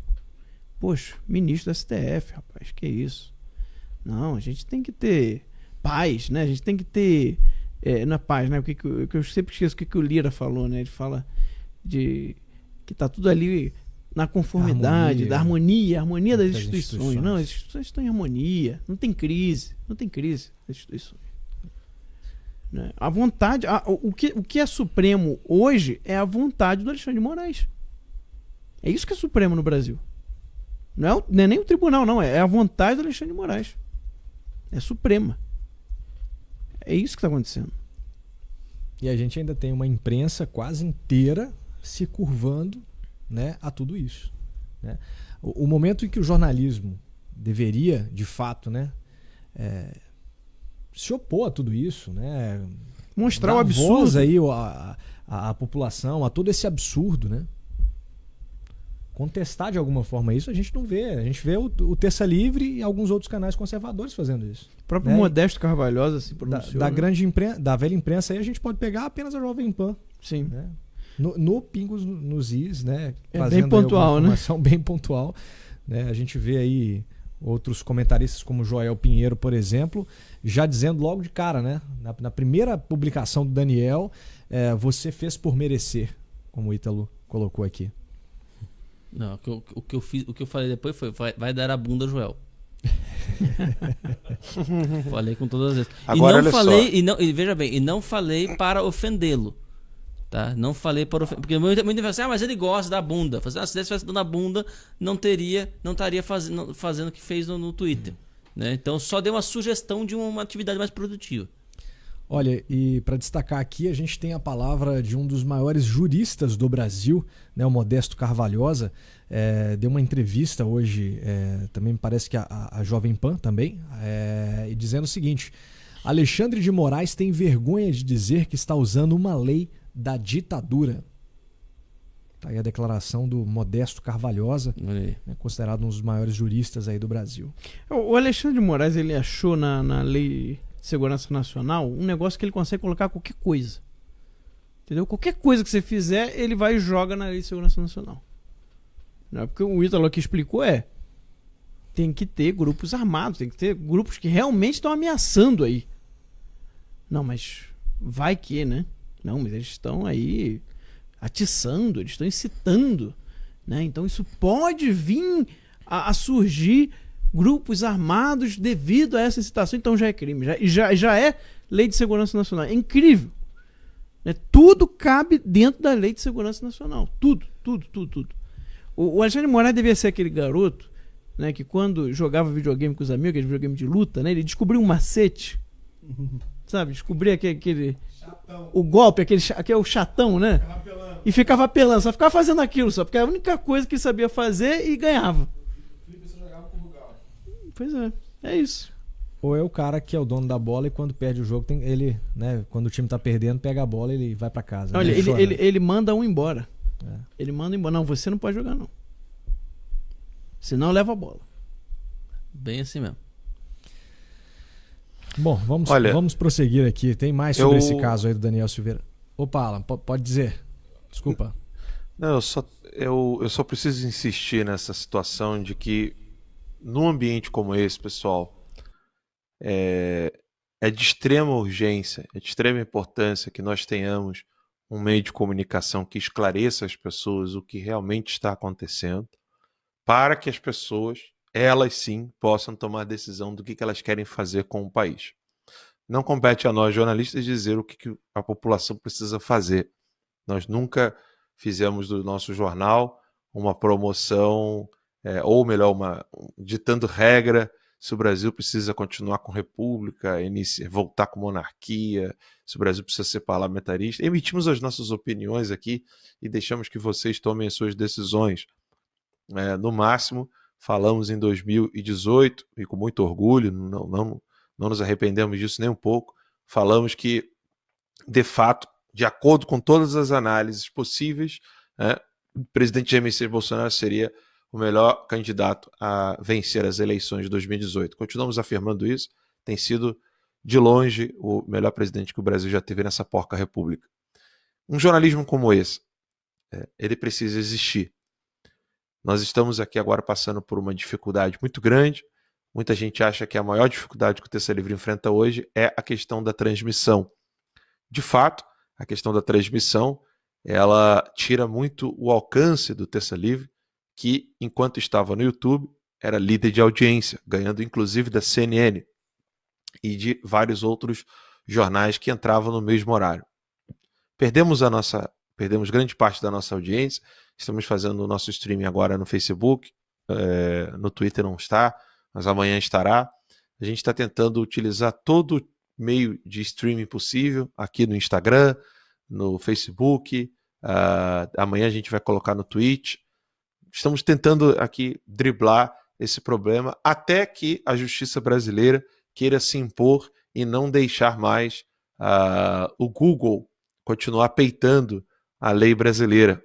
O Google, que já foi decisão do desembargador, decisão do Tribunal de Justiça de São Paulo, desembargador não, melhor dizendo, decisão do Tribunal de Justiça de São Paulo, onde obriga o YouTube a devolver os canais do Terça Livre. Estamos aí aguardando. Entretanto, preste muita atenção e eu preciso que você, inclusive, corte esse trecho, envie para os seus amigos. O maior problema que o Terça Livre está passando nesse exato momento chama-se renovação das assinaturas dos nossos clientes ou novos clientes que queiram assinar o Terça Livre. Nós sofremos um cancelamento, esse é o termo, onde nós perdemos a nossa plataforma de pagamento. Por quê? Né? Eles decidiram assim: vocês não vão entrar na justiça? Vamos lutar contra tudo e todos que estão tentando destruir a nossa empresa dentro da lei e dentro da justiça.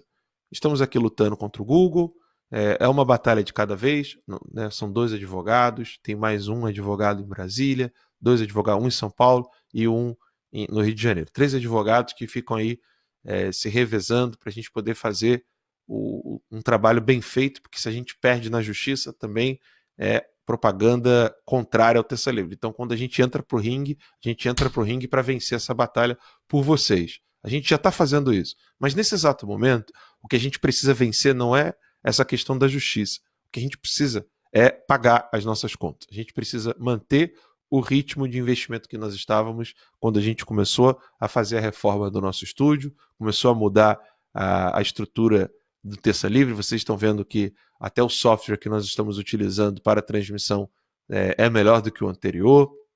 Aos poucos a gente está melhorando uma série de coisas no Terça Livre e nós perdemos a nossa base de assinante. Como assim? Como assim o Terça Livre perdeu a base de assinante? A empresa que fazia com que o intermédio entre nós e vocês que utilizavam seu cartão de crédito ali para assinar o Terça Livre Escola, Terça Livre Academia, revista, diário ou Terça Livre Premium, essa empresa virou e falou assim: nós não queremos mais ter vocês aqui, se virem aí para falar com a sua base. Nós não temos esse contato com essa base. Uma semana atrás, o que nós fizemos? Pessoal, nós precisamos coletar o e-mail de vocês, indicamos o link, o pessoal foi lá, preencheu o e-mail e agora a gente precisa com que essas pessoas que assinaram os e-mails, vejam só, eu não preciso nem que você fale com pessoas que não estão dentro do nosso público. Simplesmente fale com pessoas do nosso público. Nós precisamos da sua ajuda para divulgar. Simplesmente para divulgar esse produto que nós criamos, que é o Terça Livre Juntos, onde nós estamos oferecendo simplesmente tudo que o Terça Livre tem.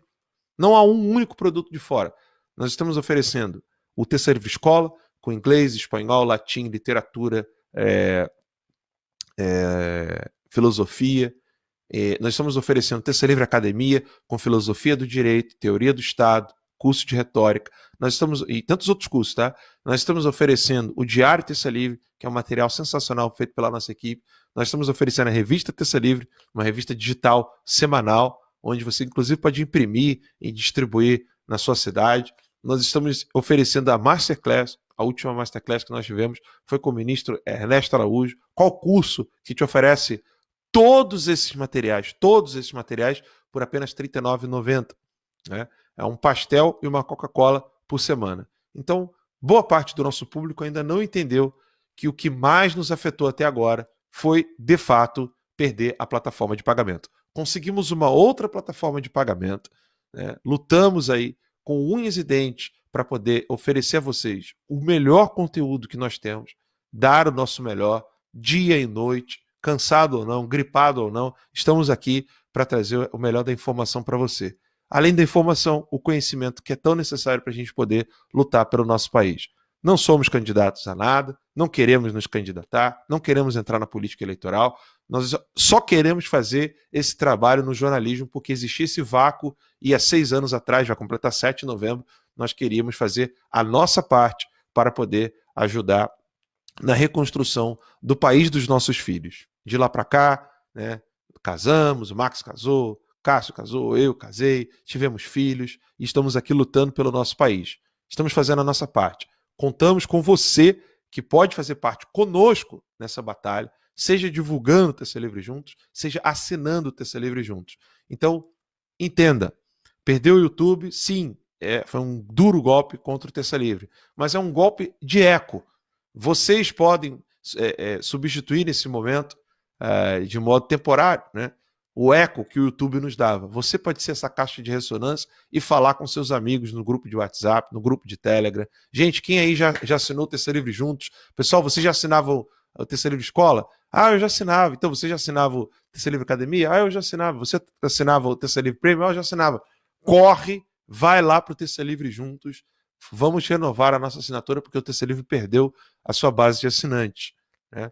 Qualquer dúvida que você queira tirar, você pode procurar no suporte@tecalivre.com.br, né? Preenche lá os seus dados no tercalivrejuntos.com.br. Faça sua assinatura ainda hoje. Eu tenho certeza que você não irá se arrepender. Não é doação. Muita gente fala, faz uma vaquinha, uma doação. Não, nós temos produtos bons para vender para vocês. O que nós queremos é oferecer esse produto maravilhoso para pessoas que querem consumir esse produto. E nós temos certeza que várias pessoas querem consumir esse produto. Nós estamos agora aqui com... Deixa eu dar uma olhadinha aqui.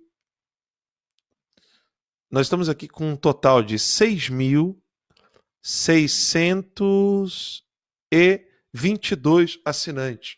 Com 9.000 assinantes, nós perdemos 20.000 assinantes.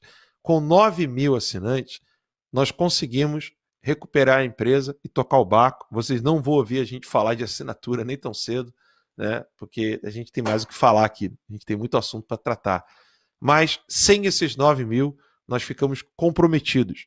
Nós estamos numa construção de um estúdio, estamos contratando pessoas novas, estamos ampliando a equipe, né? E nós não podemos mandar essas pessoas para cá. Nós acreditamos que existem 9.000 pessoas que queiram fazer parte desse projeto de jornalismo que o Terça Livre faz e calar a boca desses canceladores, né? Esses canceladores que são milionários, que têm as suas empresas, que poderiam muito bem deixar o Terça Livre lá, não quiseram ter dor de cabeça e chutaram a nossa empresa de lá. Então eu acredito profundamente que existem 9.000 pessoas que queiram um jornalismo sério e verdadeiro com o Terça Livre. E eu repito, esse é o único problema que nós estamos enfrentando hoje no Terça Livre. O problema de transmissão pode ser, a gente pode fazer o nosso malabarismo, bota no site, bota no Facebook, bota no Twitch, bota no Twitter, bota numa outra plataforma, whatever, né? Entra na justiça, ganha do Google, tudo isso a gente consegue resolver com o tempo. O que a gente não consegue resolver com o tempo é a recuperação financeira da empresa. Eles descobriram que dessa maneira eles poderiam golpear o Terça Livre. Repito, isso daqui não é um pedido de doação. Você vai receber um conteúdo maravilhoso. Terça Livre Escola, Terça Livre Academia, Diário Terça Livre, Revista Terça Livre, Masterclass. Tudo isso por apenas R$ 39,90 por mês. Corre lá, faça sua assinatura. Eu queria muito terminar logo com isso, tipo hoje, acabar com isso aqui hoje. Quantas pessoas estão nos assistindo em várias redes sociais? Então vamos lá, a gente precisa de pouco mais de 2.400, 2.300 assinantes para poder matar esse problema e a gente ficar sem sufoco, sem dificuldade financeira, para poder continuar tocando o barco. Nós contamos com vocês. Eu tenho certeza que nós vamos encontrar essas 9.000 pessoas que estão aí do outro lado da câmera, que queira manter um jornalismo sério e honesto. Tá bom? Então não perca essa oportunidade e assina ainda hoje, assina agora, né? Vai lá, para a live aqui rapidinho, dá uma corrida, abre uma nova aba aqui no computador, bota ali tercalivrejuntos.com.br. 6.622 assinantes recuperados. A gente precisa bater 9.000, galera. Divulgue isso aí com seus grupos, tá bom? Obrigado. Isso aí. Isso aí, Alan. Vamos para a próxima notícia aqui. Suplicy defende prisão de Ratinho após apresentador apoiar intervenção militar. O vereador Eduardo Suplicy, do PT de São Paulo, afirmou que o apresentador Carlos Massa, o Ratinho, deveria ser preso após defender uma intervenção militar no Brasil. O petista comparou as declarações de Ratinho com as do deputado federal Daniel Silveira, do PSL do Rio. Abre aspas aí. Por suas declarações em favor da ditadura militar, Ratinho está a merecer punição semelhante à do deputado Daniel Silveira. Por 11-0, o STF decidiu que ele deve estar preso, escreveu Eduardo Suplicy, fecha aspas aí pro Suplicy, né, em seu perfil no Twitter. Tá aí, pessoal. Pois é, o que eu acho engraçado aqui agora, né, eu comentei isso aqui, quando começou essa história aí de prisão em flagrante, do vídeo, não sei o quê. Vai começar agora essa história de que vídeo vai dar prisão em flagrante. Aí o caso foi no rádio. Mas também dá no mesmo, né? Se é no rádio, se é no vídeo, né? Tá gravado, tá passando em algum lugar, é prisão em flagrante agora. Aí agora vai ficar essa coisa. Tudo que você falar, né, vai chegar um e vai dizer, tá vendo? Ó, ele tem que ser preso também. Porque o Daniel Silveira falou e foi preso. Então ele falou, também tem que ser preso. Agora vai ficar isso. Só acrescentar aqui a declaração do Ratinho. Olha só, ele disse o seguinte: eu sei que eu vou falar aqui pode até chocar, mas está na hora de fazer igual fez em Singapura. Entrou um general, consertou o país e um ano depois fez eleições. Mas primeiro consertou, chamou todos os denunciados e disse: vocês têm 24 horas para deixar o país ou serão fuzilados. Limpou Singapura. Disparou aí o apresentador Ratinho, que inclusive eu estava lendo aqui também que o Eduardo Suplicy, o petista, também convidou o apresentador para um debate. Eduardo Suplicy, bicho. O cara teve um AVC em algum momento. Sabe que ele vai debater com o Ratinho? Renda mínima. Ele ia falar isso agora.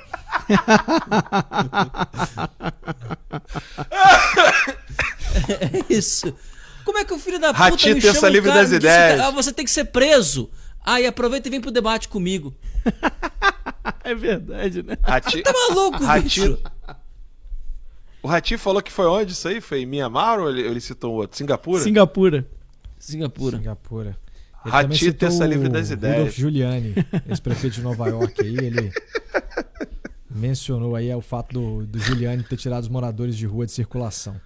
Ô Alan, acho que Sim, você tinha que na convidar ele próxima- pra uma entrevista. Na próxima o Ratinho vai falar do Putin aí, cara. Cara, essa história vai ficar... Meu Jesus. Olha, agora falando sério, gente. Eu tô muito preocupado com o andar da carruagem. Tenho conversado com alguns deputados. O Brasil, ele tá caminhando para uma situação onde ninguém terá controle da situação. Desculpa ficar aqui repetindo as palavras, é que realmente me faltam palavras diante da gravidade do assunto. Nós estamos caminhando para uma direção onde ninguém terá controle da situação. Esse pessoal está brincando com fogo. Eles acham que eu, o Ítalo, o Max, o Cássio, a equipe do Terceiro Livre tem controle sobre a população e é por isso que nós estamos incitando o ódio contra a Suprema Corte. Isso é uma loucura tão grande. Porque se eu tivesse controle sobre a população, eu não estaria aqui desesperado para bater 9 mil assinantes. Eu já teria 20 mil assinantes. Né? Se eu tivesse controle da população como eles falam que a gente tem. E com relação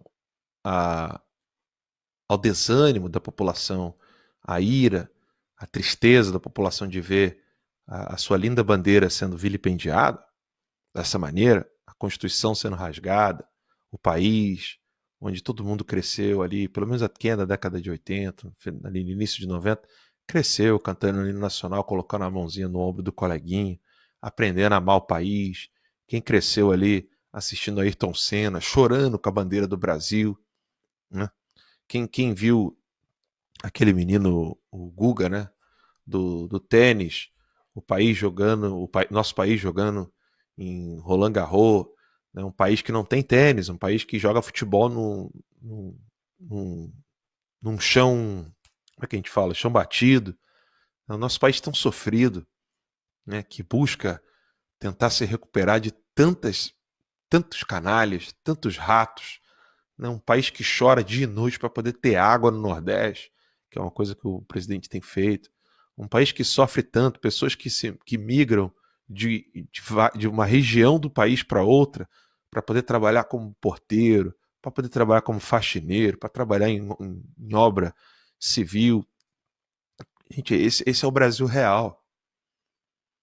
Esses caras estão despertando assim de uma maneira horrível. Eu não acho nada bonitinho isso. A ira e o ódio de um povo que só sofre.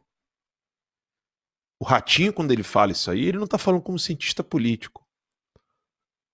O Ratinho está falando ali, a gente sabe que o Ratinho ele fala com o coração mesmo. E esse é o grande sucesso do Ratinho. Pense você que o Ratinho ele é o que é porque ele botou uma menina bonitinha ali, um anão, um negócio. Não, o Ratinho ele é o povão. O Brasil do Ratinho é o Brasil do povão, não é o Brasil do BBB. Você consegue entender essa diferença? Vejam que o Brasil do Ratinho é o Brasil da favela. É o Brasil da periferia, é o Brasil real.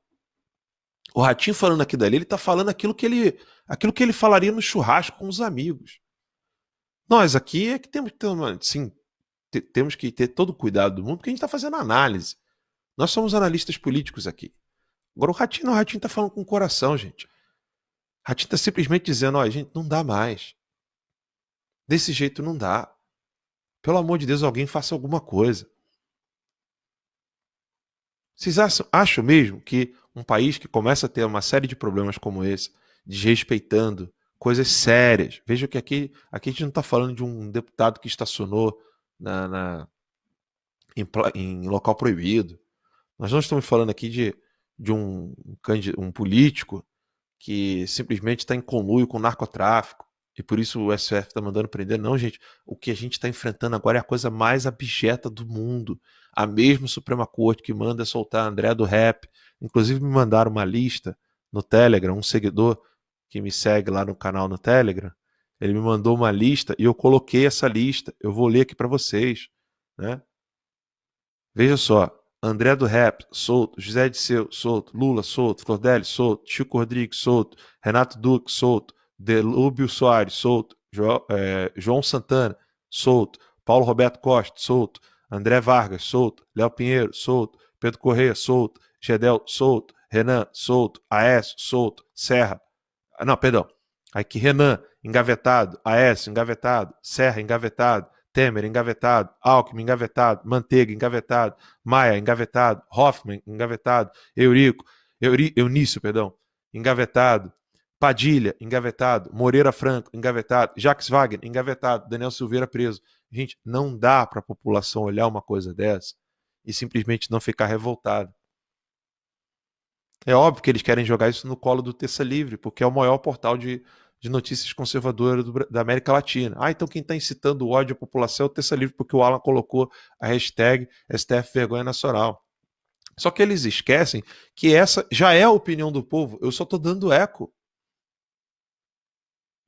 Porque eu acho justo dar eco à população. A população que não tem mais espaço. A piedade popular já não tem mais espaço na religião. O amor, a razão, nas coisas mais simples, não tem mais lugar nas universidades, no show business, nos programas de entretenimento, no futebol. Um jogador já não pode usar mais a faixa Jesus é o Senhor. Um artista já não pode dizer muito obrigado, Senhor, Deus abençoe vocês. Pronto, o cara é retrógrado, idade média. Gente, essa situação está ficando cada vez mais insuportável. Vocês acham que isso vai parar onde, gente? Aí o Ratinho vira e fala assim, não, tem que ser isso mesmo, pega um general lá, manda prender todo mundo, faz eleição. É óbvio que eu tenho horror, eu tenho medo de uma solução como essa. Mas é óbvio que isso é o sentimento popular, gente. É uma obviedade. Eu tenho pavor de uma decisão como essa, porque aí você vai ter Mourão, Santos Cruz e gente desse tipo aí, né, tomando conta do país. Mas olha para onde nós estamos caminhando. Estamos caminhando para uma direção onde ninguém tem o controle da situação. Onde a organização política que mais fala que a grama é verde é o PCO. Gente, olha que loucura. Temos que tomar cuidado. Eu falo isso assim, de coração aqui. O Alexandre de Moraes pode achar que eu o odeio, né? Porque, amando dele, policiais colocaram arma na cabeça da minha esposa. Mas eu digo de coração, com coração de pai e de patriota. Alexandre, você já errou muito. Bota a mão na consciência. Teme a Deus, Alexandre. O que você está fazendo, você está brincando com demônios. O que você está fazendo não tem a bênção de Deus, Alexandre. Que o seu anjo da guarda possa te dar consciência das atrocidades que você está fazendo com a nação. O anjo da nação pode te ferir e pode te punir. Os demônios com os quais você está brincando, eles não vão deixarem você impune. Você está jogando a sua vida eterna na lata do lixo, Alexandre de Moraes. Eu não sei se você vai chegar a ver o trecho desse vídeo, mas você está brincando com a salvação da sua alma. Você está destruindo uma nação e isso vai pesar no juízo final. Eu falo com um coração de cristão. Dobre seu joelho diante de Deus, homem. Não faça isso com a sua alma, Alexandre. Aqui você pode ter todos os gozos e honras possíveis, Você vai pagar por isso indo pro inferno, cara. Bota a mão na consciência.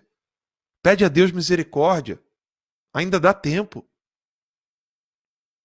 Você está levando esse país para uma direção horrenda, cujo fim não é bonito para ninguém.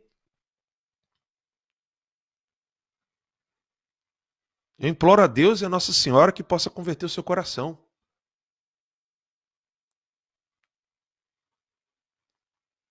E te perdoo por tudo que você fez pela minha família. Desde que você queira se arrepender. Se você é batizado, renova suas promessas de batismo e peça perdão a Deus, Alexandre. Pare de fazer o que você está fazendo. Você está brincando com forças que você não conhece. Isso é muito sério.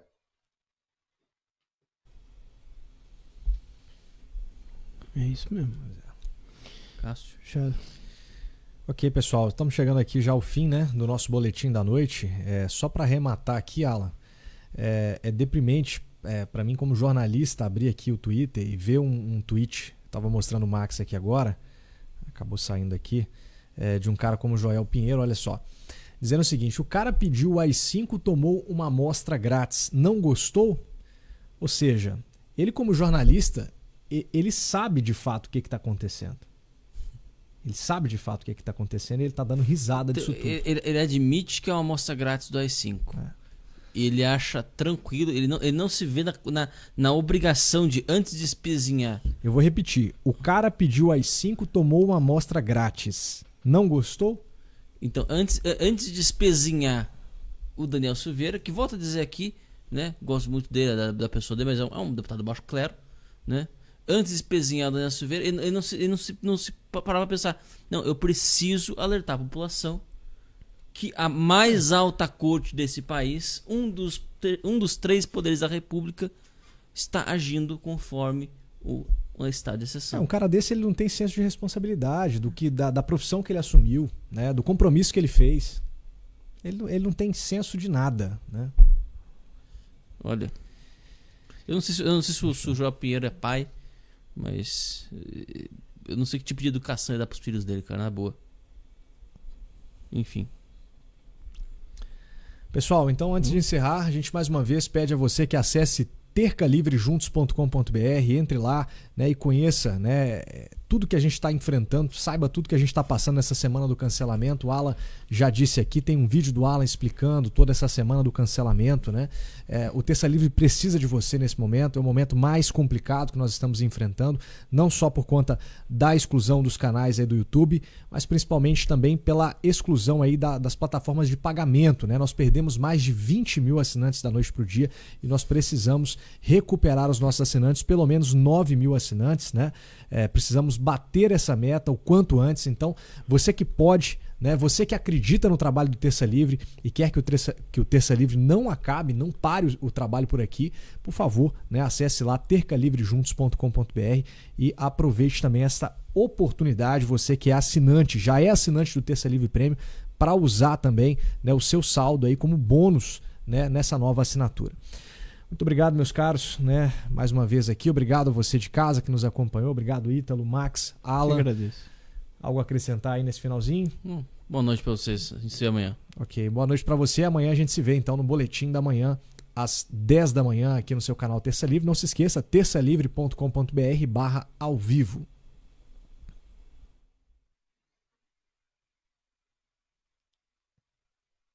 A vinheta não tocou, não.